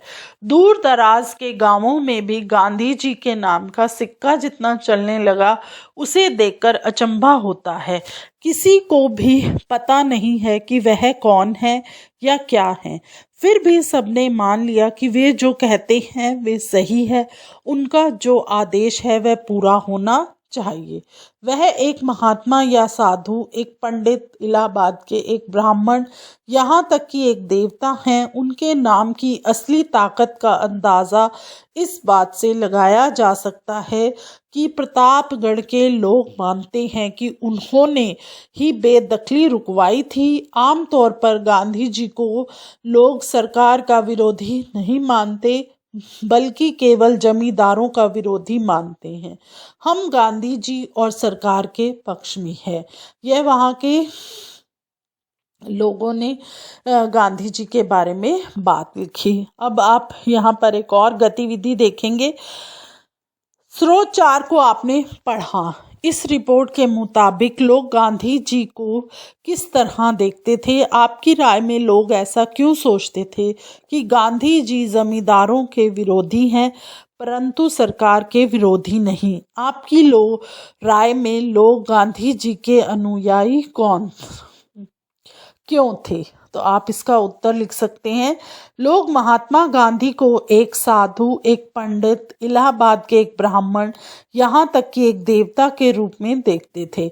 मेरी राय में लोग ऐसा इसलिए सोचते थे क्योंकि उन्होंने प्रतापगढ़ में गैर कानूनी बेदखली रुकवा दी थी। मेरी राय में लोग गांधी जी के अनुयायी इसलिए थे क्योंकि वे मानते थे कि गांधी जी उन्हें मुसीबतों और गरीबों से छुटकारा दिला सकते हैं। तो समझ में आया आपको यह।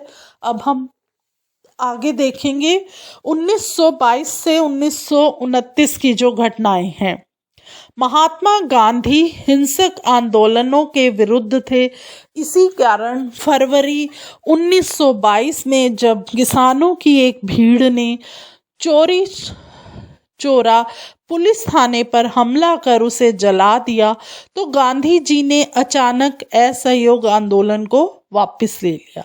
उस दिन 22 पुलिस वाले मारे गए थे। किसान इसलिए बेकाबू हो गए थे क्योंकि पुलिस ने उनके शांतिपूर्ण जुलूस पर गोली चला दी थी। अब यह जो चोरा चोरी आंदोलन है, तो यह जब हुआ, जब यह घटना घटी, तो गांधी जी ने क्या किया, अपना असहयोग आंदोलन जो है उन्होंने वापस ले लिया।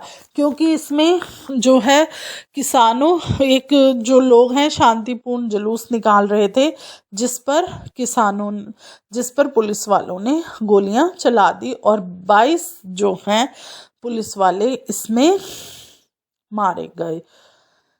अब आप देख सकते हैं यहाँ पर एक चित्र 9, चितरंजन दास। स्वतंत्रता आंदोलन में चितरंजन दास एक मुख्य नेता थे। वह पूर्वी बंगाल में वकील थे। असहयोग आंदोलन में वो काफी सक्रिय थे। तो जो असहयोग आंदोलन जब खत्म हुआ, तो गांधी जी के अनुयायियों ने क्या किया, इलाकों में बहुत से जो है रचनात्मक कार्य करने शुरू कर दिए। चितरंजन दास और मोतीलाल नेहरू जैसे नेता जो थे, उनकी दलील थी कि पार्टी को क्या करना चाहिए, परिषद के जो चुनाव होते हैं उसमें हिस्सा लेना चाहिए और परिषद के माध्यम से सरकारी नीतियों को जो है प्रभावित करना चाहिए। 20 के दशक के मध्य में गांवों में किए गए व्यापक सामाजिक कार्यों की बदौलत गांधीवादियों को अपना जनाधार फैलाने में काफ़ी मदद मिली। 1930 में शुरू किए गए सविनय अवज्ञा आंदोलन के लिए भी यह जनाधार क्या हुआ, बहुत ही उपयोगी साबित हुआ। तो बच्चों, यह जितनी भी गतिविधियां हो रही थी, यह गांधी जी की देखरेख में हो रही थी और सब पढ़े लिखे नेता इन सब बातों को समझ रहे थे कि हमारे को अब किस चीज़ में सहयोग देना चाहिए। तो जो भारतीय कम्युनिस्ट पार्टी और हिंदुओं के संगठन में राष्ट्रीय स्वयंसेवक संघ की स्थापना 20 के दशक के मध्य की क्या है, 2 महत्वपूर्ण घटनाएं हैं। भारत के भविष्य को लेकर इन पार्टियों की सोच में गहरा फर्क रहा है। अपने अध्यापकों की सहायता से उनके विचारों के बारे में पता लगाएं। उसी दौरान क्रांतिकारी राष्ट्रवादी भगत सिंह भी सक्रिय थे। इस दशक के आखिर में जो है कांग्रेस ने पूर्ण स्वराज का जो एक प्रस्ताव पारित किया, वो प्रस्ताव जो है जवाहरलाल नेहरू की अध्यक्षता में 1929 में पास हुआ। इस प्रस्ताव के आधार पर 26 जनवरी 1930 को पूरे देश में स्वतंत्रता दिवस मनाया गया। बहरे कानों को सुनने के लिए धमाकों की ज़रूरत नहीं होती, इनकलाब जिंदाबाद। तो देखो, यह एक नारा दिया गया। अब आप यहाँ पर एक चित्र देख रहे हैं।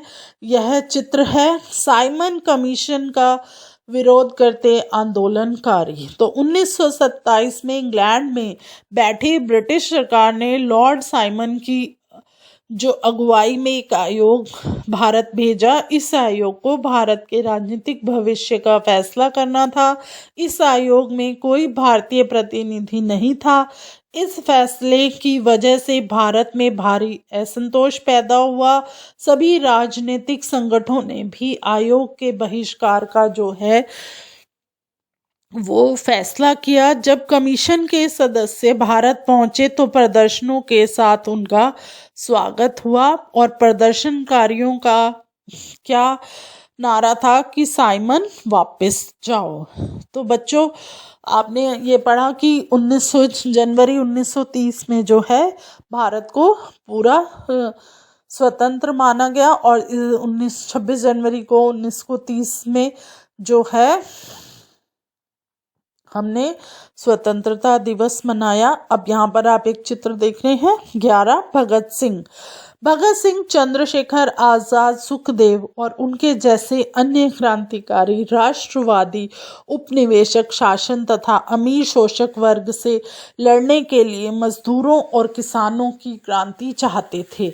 इस काम को पूरा करने के लिए उन्होंने 1928 में दिल्ली स्थित फिरोजशाह कोटला में हिंदुस्तान सोशलिस्ट रिपब्लिक एसोसिएशन की स्थापना की थी और 17 दिसंबर 1928 को भगत सिंह, चंद्रशेखर आजाद, राजगुरु ने लाला लाजपत राय पर लाठीचार्ज करने वाले सैंडर्स नामक पुलिस अफसर की हत्या की थी।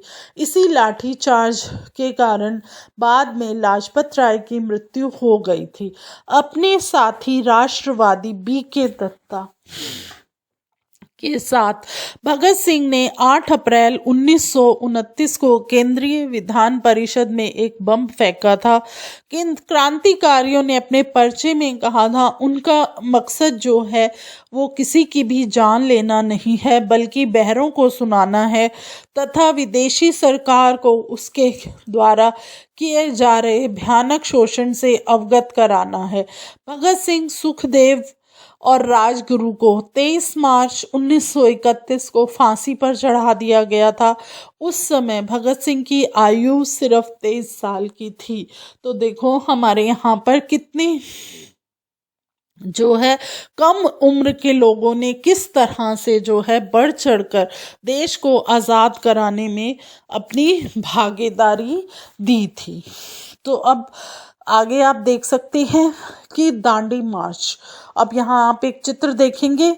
यह चित्र है 12 महात्मा गांधी प्राकृतिक नमक इकट्ठा करते हुए नमक कानून की अवहेलना कर रहे हैं और दांडी यात्रा पर निकले हैं। यह था 6 अप्रैल 1930 को। तो दांडी मार्च क्या था?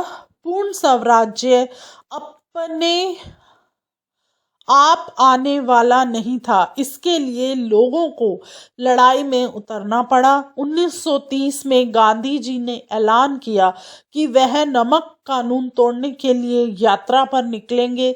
उस समय नमक के उत्पादन और बिक्री पर सरकार का जो है एकाधिकार होता था। महात्मा गांधी और अन्य राष्ट्रवादियों का कहना था कि नमक पर टैक्स वसूलना पाप है, क्योंकि यह हमारे भोजन का एक बुनियादी हिस्सा होता है। नमक सत्याग्रह ने स्वतंत्रता की व्यापक चाह को लोगों की एक खास शिकायत सभी से जोड़ दिया था और इसी तरह अमीरों और गरीबों के बीच मतभेद पैदा नहीं होने दिया। गांधी जी और उनके अनुयायी साबरमती से 240 किलोमीटर दूर स्थित दांडी तट पैदल चलकर गए और उन्होंने वहां तट पर बिखरा नमक इकट्ठा कर लिया और इकट्ठा करते हुए नमक कानून का सार्वजनिक रूप से उन्होंने क्या किया? उल्लंघन किया। तो देखो जो नमक है वो आप सभी बच्चे जानते हैं कि नमक हमारे लिए कितना ज़रूरी है। अगर सब्जी में कभी आपकी मम्मी नमक नहीं डालती है तो आप क्या कहते हो कि इस खाना कितना बेस्वाद है, और नमक के बिना कोई भी चीज़ नहीं बन सकती है। तो जो ब्रिटिश सरकार था उन्होंने क्या किया कि नमक पर ही कर लगा रखा था।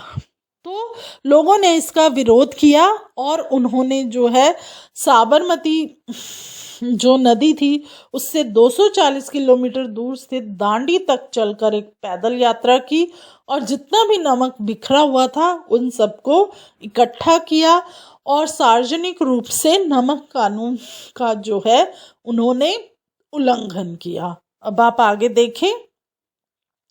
स्वतंत्र संघर्ष में महिलाएं। कर्नाटक की अंबाबाई। राष्ट्रीय आंदोलन में अलग अलग पृष्ठभूमि वाली बहुत सारी महिलाओं ने हिस्सा लिया। युवा और वृद्ध, अकेली और विवाहित, ग्रामीण और शहरी, रूढ़िवादी और उदारवादी, सभी तरह के माहौल से आने वाली महिलाएं आंदोलन में शामिल हुई। स्वतंत्रता संघर्ष, महिला आंदोलन और स्वयं उनके लिए भी यह हिस्सेदारी बहुत महत्वपूर्ण थी। अंग्रेज अफसरों और भारतीय राष्ट्रवादी दोनों को लगता था कि महिलाओं की सहभागिता ने राष्ट्रीय संघर्ष को जबरदस्त ताकत दी है। स्वतंत्रता आंदोलन में हिस्सेदारी के कारण महिलाएं घरों से बाहर आने लगी थी। इसने उन्हें विभिन्न व्यवसाय व शासन में जगह दिलाई और पुरुषों के साथ समानता का मार्ग प्रशस्त किया।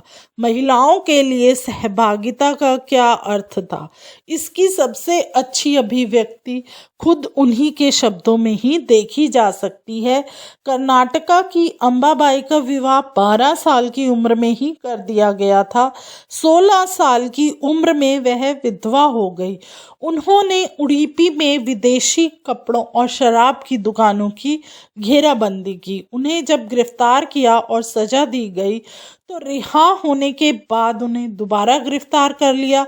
जब भी वह जेल से बाहर होती तो वो क्या करती थी, सभाओं में भाषण देती थी, बुनाई और कताई सिखाती थी और प्रभात फेरियों का आयोजन करती थी। अंबाबाई ने अपने जीवन के सबसे सुखद क्षण मानती थी, क्योंकि ऐसे क्षण में उन्हें एक नया मकसद और प्रतिबद्धता दिखाई देती थी। आंदोलन में हिस्सेदारी ने अपने अधिकार को मनवाने के लिए महिलाओं को काफ़ी जद्दोजहद करनी पड़ती थी। उदाहरण के लिए, जैसे आपने देखा, नमक सत्याग्रह के दौरान शुरुआत में खुद महात्मा गांधी भी महिलाओं के हिस्सेदारी के समर्थन में नहीं थे। आखिरकार सरोजनी नायडू ने उन्हें इस बात के लिए तैयार किया कि वे महिलाओं को भी आंदोलन में शामिल होने दें। अब आप यहाँ पर देख सकते हैं एक चित्र 13 महात्मा गांधी के साथ कौन है, सरोजनी नायडू, पेरिस 1931। 1920 के दशक की शुरुआत से ही राष्ट्रीय आंदोलन में सक्रिय सरोजनी नायडू दांडी यात्रा के मुख्य नेताओं में से एक थी। भारतीय राष्ट्रीय कांग्रेस के अध्यक्ष पद पर पहुंचने वाली वह पहली क्या थी, महिला थी। और 1925 में वह जो है राष्ट्रीय कांग्रेस अध्यक्ष की पद की जो क्या कहते हैं पहुंचने वाली पहली महिला थी। उन्होंने पानी को उबालकर भी नमक बनाया। इस आंदोलन में किसानों, आदिवासी और महिलाओं ने बड़ी संख्या में हिस्सा लिया। नमक के मुद्दे पर एक व्यावसायिक संघ ने पर्चा प्रकाशित किया। सरकार ने जो शांतिपूर्ण सत्याग्रहियों के निर्मम दमन के जरिए आंदोलन को कुचलने का जो प्रयास कर रहे थे, ऐसे बहुत सारे आंदोलनकारियों को उन्होंने क्या किया, जेल में डाल दिया। जो भारतीय जनता साझा संघर्षों के चलते आखिरकार 1935 में गवर्नमेंट ऑफ इंडिया एक्ट में प्रांतीय स्वायत्तता का प्रावधान किया गया। उसमें सरकार ने यह ऐलान किया कि 1937 में प्रांतीय विधायिकाओं के लिए चुनाव कराए जाएं और इन चुनावों के परिणाम आने पर 11 में से 7 प्रांतों में कांग्रेस की सरकार बनी और प्रांतीय स्तर पर 2 साल के कांग्रेसी शासन के बाद सितंबर 1939 में क्या हुआ, दूसरा विश्व युद्ध छिड़ गया, जिसमें हिटलर के प्रति आलोचनात्मक रवैये के कारण कांग्रेस के नेता ब्रिटेन के युद्ध प्रयासों में मदद देने को तैयार थे। इसके बदले में वे चाहते थे कि युद्ध के बाद जो है वो क्या किया जाए, भारत को स्वतंत्र कर दिया जाए। अंग्रेजों ने यह बात नहीं मानी, जिससे कांग्रेस सरकार ने विरोध में इस्तीफा दे दिया। तो देखो किस तरह से जो है किस तरह से कांग्रेस के नेता ने ब्रिटेन के युद्ध में मदद तो करने के लिए हामी भर ली, लेकिन वो चाहते थे कि जब युद्ध खत्म हो जाए तो भारत को जो है स्वतंत्र कर दिया जाए। पर क्या है, अंग्रेज़ों ने उनकी यह बात नहीं मानी। तो कांग्रेस सरकार ने क्या किया, इसका विरोध कर लिया और इसके बदले में इस्तीफा दे दिया। अब आप एक और यहाँ पर देख सकते हैं, स्रोत 5, वीर लखन नायक को फांसी दे दी गई। 30 के दशक में नवरंगन कांग्रेस उड़ीसा के अध्यक्ष बाजी मोहम्मद लिखते हैं कि 25 अगस्त 1942 को 19 नवंबर 19 लोग नवरंगपुर स्थित पपरंदी में हुई पुलिस फायरिंग में मौके पर ही मारे गए। बहुत सारे लोग बाद में घावों के कारण मर गए। 300 से ज़्यादा इसमें लोग क्या हुए, घायल हुए और 1000 से ज़्यादा को कोरपुटा जिले की जेल में डाल दिया गया। कई को गोली मार दी गई या फांसी पर लटका दिया गया। वीर लखन नायक अंग्रेज़ों की अवहेलना करने वाले एक विख्यात जनजातीय नेता को भी फांसी पर लटका दिया गया। बाजी हमें बताते हैं कि लखन नायक अपनी फांसी के बारे में चिंतित नहीं थे, बल्कि उन्हें केवल इस बात का दुख था कि वे स्वतंत्रता का प्रभात नहीं देखेंगे। बाजी मोहम्मद ने राष्ट्रीय संघर्ष में शामिल होने के लिए 20,000 लोगों को लामबंद किया था। उन्होंने कई बार सत्याग्रह किया। उन्होंने दूसरे विश्व युद्ध के खिलाफ हुए विरोध और भारत छोड़ो आंदोलन में हिस्सा लिया और कई बार लंबे समय तक कहाँ पर रहे, जेल में भी रहे। अब आप देख सकते हैं प्रांतीय स्वायत्तता क्या होती है। संघ के भीतर रहते प्रांतों को तुलनात्मक रूप से स्वतंत्र निर्णय लेने की क्षमता देना क्या कहलाती है, प्रांतीय स्वायत्तता। अब आप यह एक चित्र देख रहे हैं, चित्र 14, भारत छोड़ो आंदोलन अगस्त 1942 का यह चित्र है। प्रदर्शनकारी हर जगह पुलिस से लोहा ले रहे थे। हजारों लोग गिरफ्तार हुए, 1000 से ज़्यादा मारे गए और इसमें क्या हुआ, बहुत सारे लोग जो हैं वो घायल हुए। अब आप एक और चित्र देख रहे हैं यहाँ पर, बोस और आईएनए का चित्र। यह चित्र है 15, सुभाष चंद्र बोस समाजवादी विचार रखने वाले आमूल परिवर्तनवादी राष्ट्रवादी सुभाष चंद्र बोस अहिंसा के गांधीवादी आदर्शों में विश्वास नहीं रखते थे। हालांकि राष्ट्रपिता के रूप में गांधी जी का सम्मान करते थे। जनवरी 1941 में उन्होंने बिना किसी को बताए कलकत्ता छोड़ दिया और वो जर्मनी के रास्ते होते हुए सिंगापुर पहुंच गए। भारत को अंग्रेज़ों के नियंत्रण से मुक्त कराने के लिए उन्होंने वहां आज़ाद हिंद फौज इंडियन नेशनल आर्मी आईएनए का गठन किया। 1944 में आज़ाद हिंद फौज ने इम्फाल और कोहिमा की ओर से भारत में प्रवेश करने का प्रयास किया, परंतु वह अभियान सफल नहीं हो पाया। आईएनए के सदस्यों को जो कैद कर लिया गया और उन पर मुकदमे चलाए गए। देश भर में तमाम तरह के लोगों ने आज़ाद हिंद फौज के सिपाहियों पर चलाए गए मुकदमों के खिलाफ चले संघर्षों में हिस्सा लिया।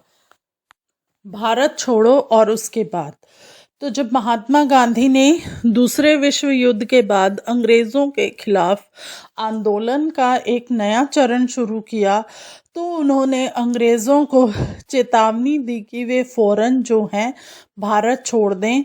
गांधी जी ने भारतीय जनता से आह्वान किया कि वे करो या मरो के सिद्धांत पर चलते हुए अंग्रेज़ों के विरुद्ध अहिंसक ढंग से संघर्ष करें। गांधी जी और अन्य नेताओं को फौरन जेल में डाल दिया गया। इसके बावजूद यह आंदोलन फैलता गया। किसान और युवा इस आंदोलन में बड़ी संख्या में शामिल हुए। विद्यार्थी अपनी पढ़ाई लिखाई छोड़कर आंदोलन में कूद पड़े। देश भर में संचार और राजसत्ता के प्रतीकों पर हमले हुए। बहुत सारे इलाकों में अंग्रेज़ लोगों को ने क्या किया, अपनी सरकार का जो है वो गठन कर लिया। सबसे पहले अंग्रेजों ने बर्बर दमन का रास्ता अपनाया। 1943 के अंत तक 90,000 से ज़्यादा लोग जो हैं वो गिरफ्तार कर लिए गए थे और लगभग 1,000 लोग पुलिस की गोली से मारे गए थे। बहुत सारे इलाकों में हवाई जहाज़ों की भीड़ भी गोलियां बरसाने के आदेश दिए गए, परंतु इस विद्रोह ने ब्रिटिश राज को क्या किया, घुटने टेकने पर मजबूर कर दिया गया। तो देखो बच्चों, किस तरह से लोग जो है इन सब बातों से परेशान हो चुके थे कि रोज रोज लड़ाई झगड़े हो रहे हैं, बच्चे पढ़ाई लिखाई छोड़ रहे हैं। तो उन सब लोगों ने एकजुट होकर जो है ब्रिटिश सरकार के खिलाफ आंदोलन शुरू किया कि इनको अब हमने भारत से बाहर करना है। तो उसके लिए क्या किया गया, सभी लोग जो है आंदोलन करने लगे, जिसके तहत क्या हुआ, अंग्रेज़ों ने बहुत ही गलत तरीके अपनाए, लोगों को मारना शुरू किया। लेकिन लोग फिर भी इन सब चीज़ों से जो है डरे नहीं, पीछे नहीं हटे, जिसके लिए ब्रिटिश सरकार को जो है वो घुटने टेकने पर मजबूर हो गए। तो स्वतंत्रता और विभाजन की ओर 1940 में मुस्लिम लीग ने देश के पश्चिमोत्तर तथा पूर्वी क्षेत्रों में मुसलमानों के लिए स्वतंत्र राज्यों की मांग करते हुए एक प्रस्ताव पारित किया। इस प्रस्ताव में विभाजन या पाकिस्तान का जिक्र नहीं था। मुस्लिम लीग ने उपमहाद्वीप के मुसलमानों के लिए स्वायत्त व्यवस्था की मांग क्यों की थी। 1930 के दशक में आखिरी सालों से लीग मुसलमान और हिंदुओं को अलग अलग राष्ट्र मानने लगी थी। इस विचार तक पहुंचने में 20 और 30 के दशकों में हिंदू और मुसलमानों के कुछ संगठनों के बीच जो है वो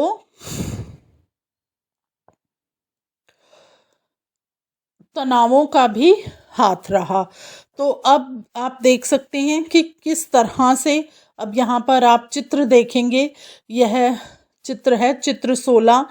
मौलाना आज़ाद तथा कांग्रेस कार्य समिति के अन्य सदस्य जो हैं, सेवाग्राम 1942। मौलाना आज़ाद का जन्म कहाँ हुआ, मक्का में। उनके पिता बंगाली और माँ अरब मूल की थी। बहुत सारी भाषाओं के जानकार जो आज़ाद, इस्लाम के विद्वान और वह देते दीन यानी सभी धर्मों की बुनियादी एकता के हिमायती थे। गांधीवादी आंदोलन में वो हमेशा सक्रिय रहने वाले और हिंदू मुस्लिम एकता के पक्के हिमायती थे। उन्होंने जिन्ना के 2 राष्ट्र सिद्धांतों का भी विरोध किया था। अब एक और चित्र है यहाँ 17, जिसमें क्या है, गांधी जिन्ना वार्ताओं से पहले गांधी जी के साथ बात करते हुए आप किसको देख रहे हैं, चक्रवर्ती राजगोपालाचार्य 1944। वयोवृद्ध राष्ट्रवादी और दक्षिण में नमक सत्याग्रह के नेता सी राजगोपालाचारी 1946 में बनी अंतरिम सरकार के सदस्य थे और स्वतंत्र भारत के पहले भारतीय गवर्नर जनरल रहे। उन्हें लोग राजा जी के नाम से जानते थे। और फिर आप देखेंगे चित्र 18 है, सरदार वल्लभ भाई पटेल ने 1945 से 47 के दौरान आज़ादी की चली वार्ताओं में एक अहम भूमिका निभाई थी। पटेल नदिया यार्ड गुजरात के एक गरीब किसान व्यवसायी परिवार से वो संबंधित थे। 1918 के बाद स्वतंत्रता आंदोलन की अगली कतार में रहने वाले पटेल 1931 में कांग्रेस के अध्यक्ष भी रहे। अब आप एक और चित्र देख रहे हैं, चित्र 19, महात्मा गांधी के साथ मोहम्मद अली जिन्ना, सितंबर 1944। 1920 तक हिंदू मुस्लिम एकता के समर्थन में सक्रिय रहे जिन्ना ने लखनऊ समझौता करवाने में एक अहम भूमिका अदा की थी।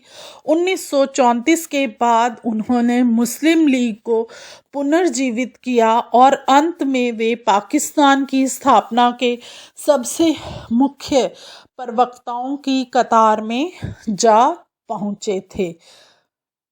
अब एक चित्र और है आपके यहाँ पर, चित्र 20। यह चित्र है जवाहरलाल नेहरू कांग्रेस के बम्बई अधिवेशन से पहले महात्मा गांधी से बात कर रहे हैं। यह चित्र जुलाई 1946 का है। गांधी जी के शिष्य, कांग्रेस, समाजवादी और अंतर्राष्ट्रीय वादी विचार रखने वाले नेहरू जो थे वो राष्ट्रीय आंदोलन तथा स्वतंत्र भारत की आर्थिक एवं राजनीतिक व्यवस्था के मुख्य शिल्पियों में से एक हैं। तो यह चित्र से आपने देखा कि वो किस तरह से विचार विमर्श कर रहे हैं। सामान्य निर्वाचन क्षेत्र क्या होता है? ऐसे निर्वाचन क्षेत्र जहां किसी धार्मिक तथा अन्य संप्रदाय के लिए कोई आरक्षण नहीं होता। अब आप यहाँ पर एक और चित्र देख सकते हैं, चित्र 21। खान अब्दुल गफ्फार खान उत्तर पश्चिमी सीमांत प्रांत के प्रमुख पश्तून नेताओं में से एक थे। इस चित्र में अपने सहयोगियों के साथ जो है बिहार में एक शांति यात्रा में वो हिस्सा ले रहे हैं। यह मार्च 1947 का चित्र है। गफ्फार खान को बादशाह खान के नाम से भी जाना जाता है। वे खुदाई खिदमतगार संगठन के संस्थापक थे। यह उनके प्रांत के पठानों में लोकप्रिय, शक्तिशाली, अहिंसक आंदोलन था। बादशाह खान भारत विभाजन के सख्त खिलाफ थे। उन्हें 1947 में इस फैसले पर मंजूरी देने के लिए कांग्रेस ने अपने साथियों की भर्त्सना की थी। तो इन सब चित्रों में आपने देखा यह वह चित्र हैं जिसमें जो है हमारे देश में हो रही मुख्य घटनाओं और मुख्य लोगों ने जो कार्य किया, इन सब चित्रों के माध्यम से आपको वह सब बताया गया। तो 1937 के जब प्रांतीय चुनाव संभव थे, इसमें ज़्यादा बड़ा कारण रहे इन चुनावों ने क्या किया, मुस्लिम लीग को इस बात का यकीन दिला दिया कि यहाँ मुसलमान अल्पसंख्यक हैं और किसी भी लोकतांत्रिक संरचना में उन्हें हमेशा गौण भूमिका ही निभानी पड़ेगी। लीग को यह भी भय था कि संभव है कि मुसलमान को प्रतिनिधित्व ही ना मिल पाए। तो इसके लिए क्या हुआ, 1937 में मुस्लिम लीग संयुक्त प्रांत में कांग्रेस के साथ मिलकर सरकार बनानी चाहती थी, परंतु कांग्रेस ने इस प्रस्ताव को स्वीकार नहीं किया, जिससे फासला जो है हिंदू मुस्लिम के बीच में बढ़ गया। 30 के दशक में मुस्लिम जनता को अपने साथ लामबद्ध करने में कांग्रेस की विफलता ने भी लीग को अपने सामाजिक जनाधार फैलाने में मदद दी। 40 के दशक के शुरुआती सालों में जिस समय कांग्रेस के ज़्यादातर नेता कहाँ पर थे, जेल में थे, उस समय लीग ने अपना प्रभाव फैलाने के लिए तेजी से प्रयास किए और 1945 में विश्व युद्ध खत्म होने के बाद अंग्रेजों ने भारतीय स्वतंत्रता के लिए कांग्रेस और लीग के बीच में बातचीत शुरू की।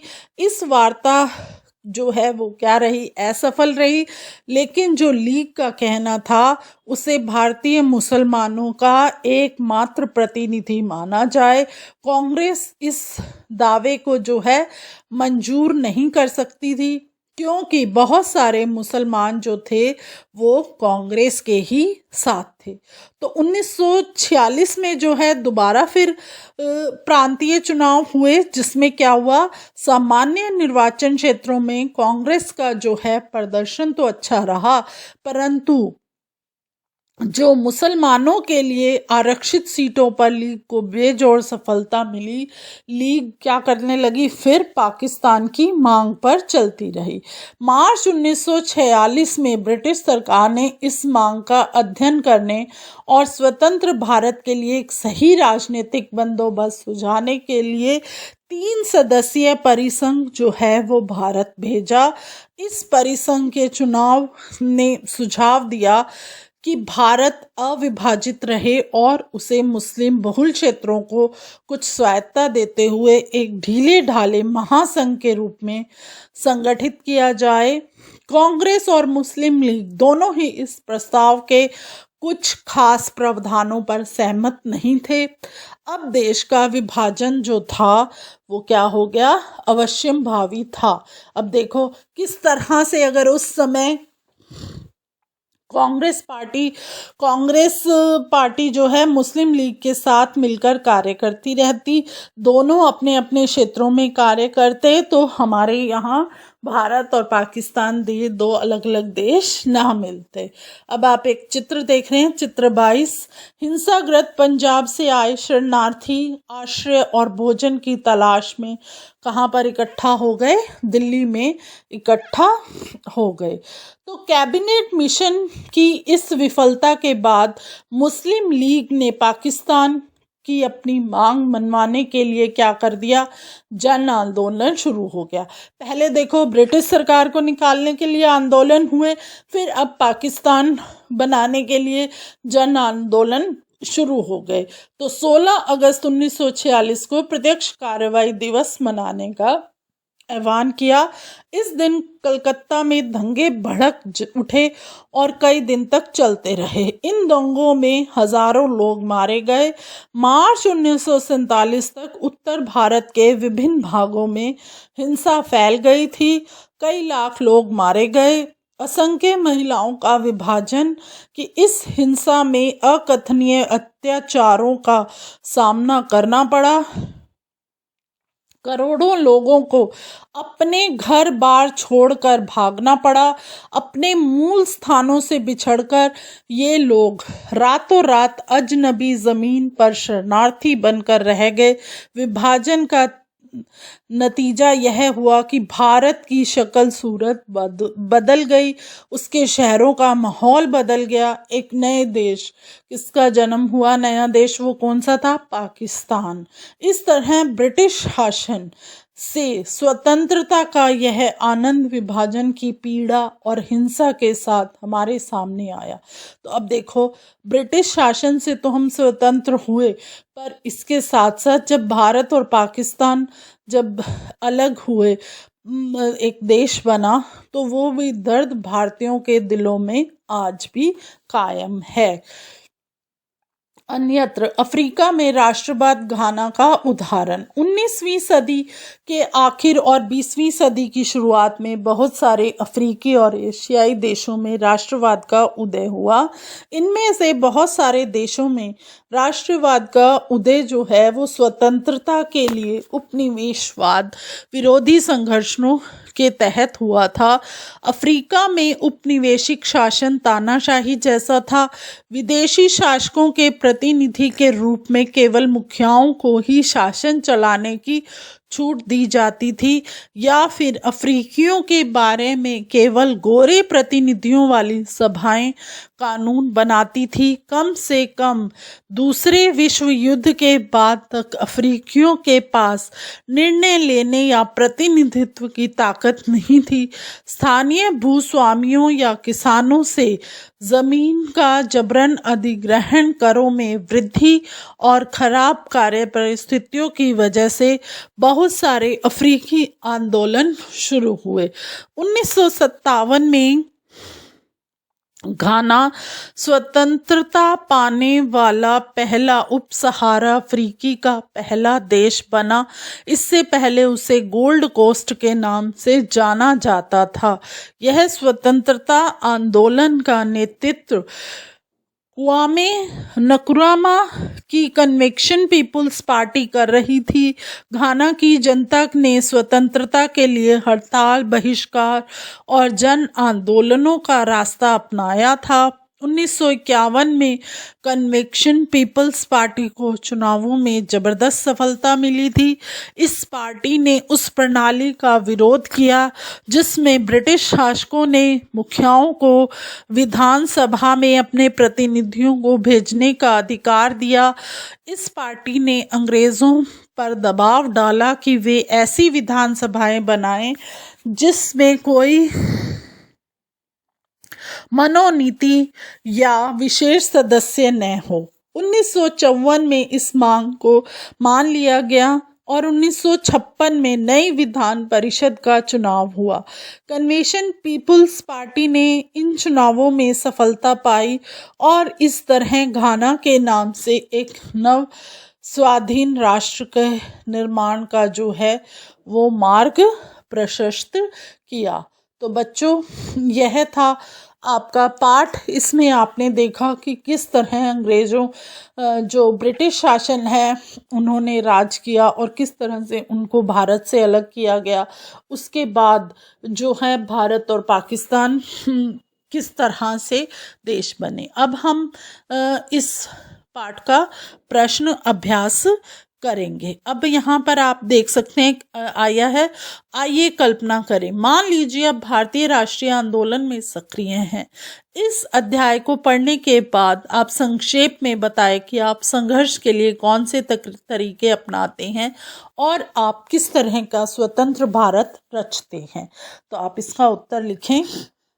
मैं संघर्ष के लिए अहिंसा, नागरिक अवज्ञा, हड़ताल जैसे तरीके अपनाता।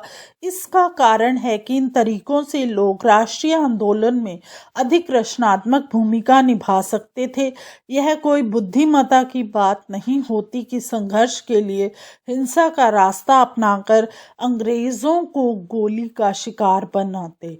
मैं स्वतंत्र भारत रचता जिसमें सभी लोग आत्मसम्मान के साथ जीवन यापन करते, देश में गरीबी का नामो निशान नहीं होता और यह विश्व में सोने की चिड़िया वाली अपनी खोई प्रतिष्ठा हासिल करता।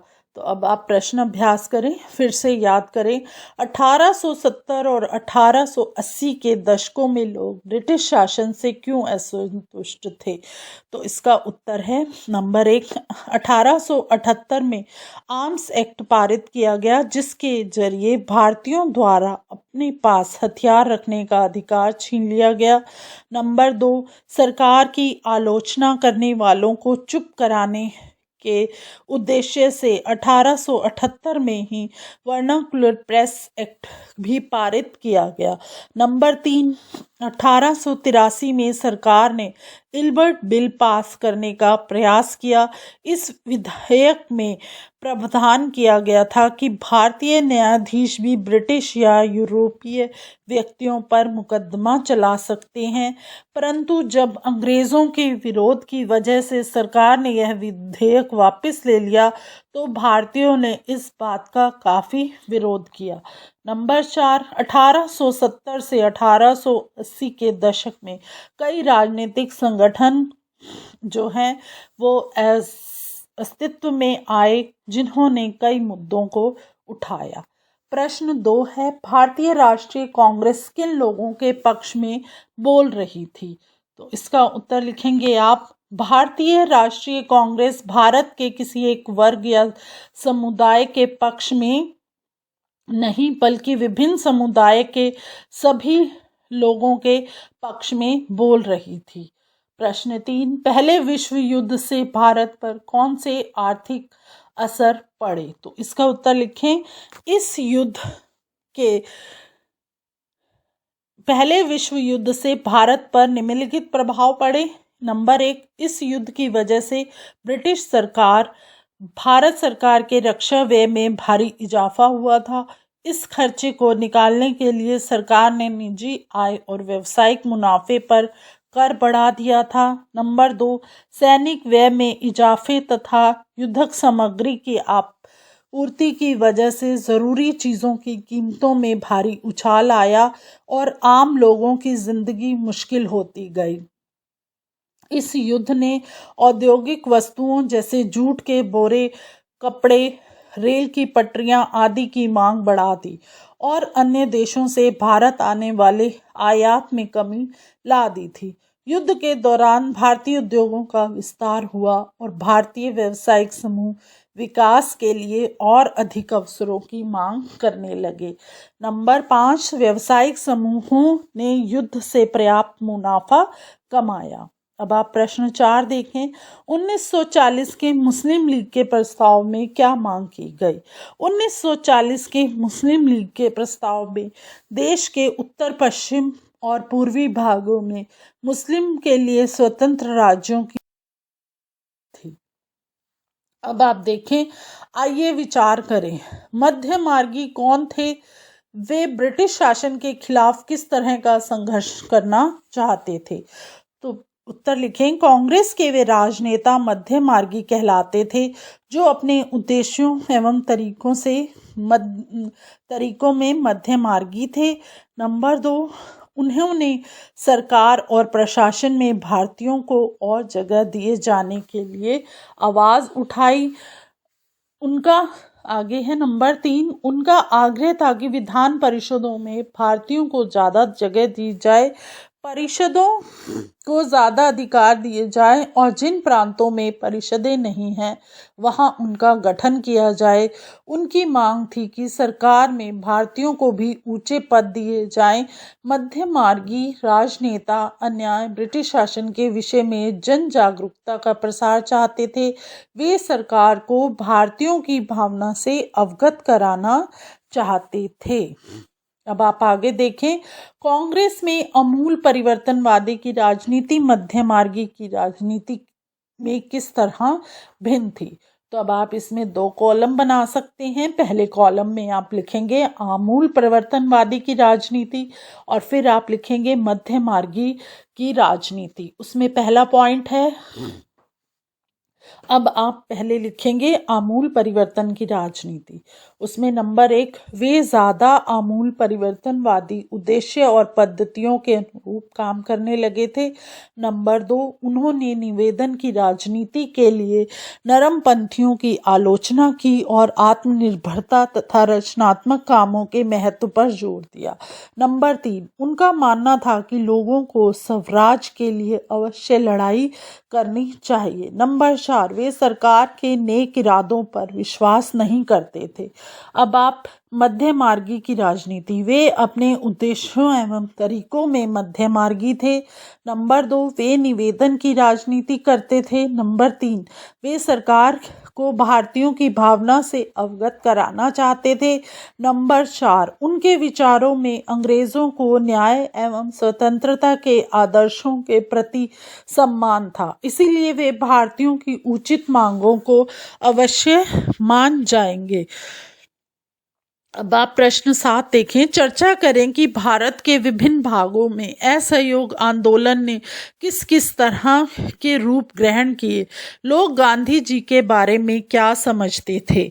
तो इसका उत्तर लिखें। खेड़ा गुजरात के पाटीदार किसानों ने अंग्रेज़ों की ऊंची भू राजस्व मांग के विरुद्ध अहिंसक मुहिम चला दी। समुद्र तटीय आंध्र प्रदेश और तमिलनाडु में शराब दुकानों की घेराबंदी की गई। आंध्र प्रदेश के गुंटूर जिले में आदिवासी और गरीब किसानों ने बहुत सारे वन सत्याग्रह किए। सिंध और बंगाल में खिलाफत असहयोग गठबंधन ने राष्ट्रीय आंदोलन को पर्याप्त सांप्रदायिक एकता और मजबूती प्रदान की। पंजाब में सिखों के अकाली आंदोलन अपने गुरुद्वारों से भ्रष्ट महंतों को हटाया। असम में चाय बागान मजदूरों ने अपनी तनख्वाह में इजाफे की मांग शुरू कर दी। लोग गांधी जी को एक तरह का मसीहा, एक ऐसा व्यक्ति मानने लगे थे जो उन्हें मुसीबतों और गरीबी से छुटकारा दिला सकता था।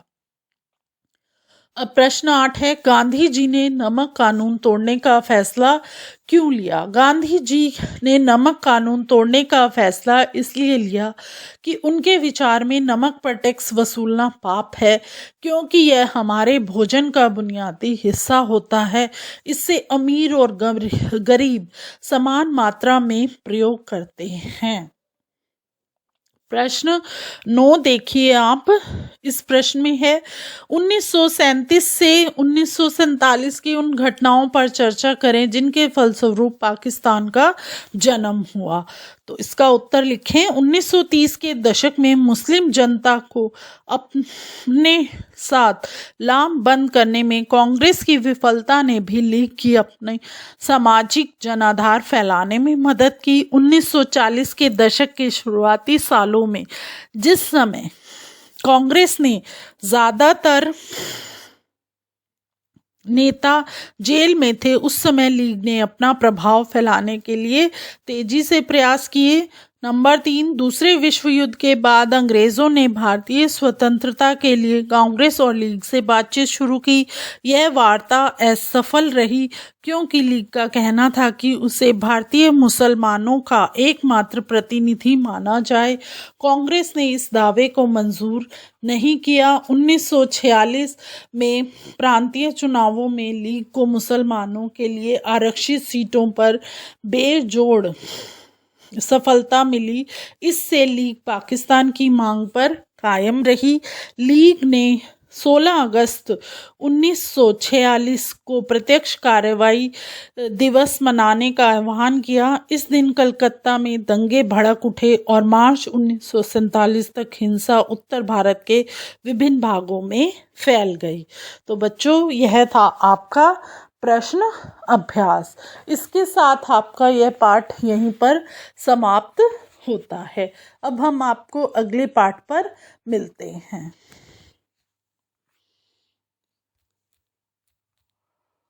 स्टूडेंट्स कैसे हैं आप?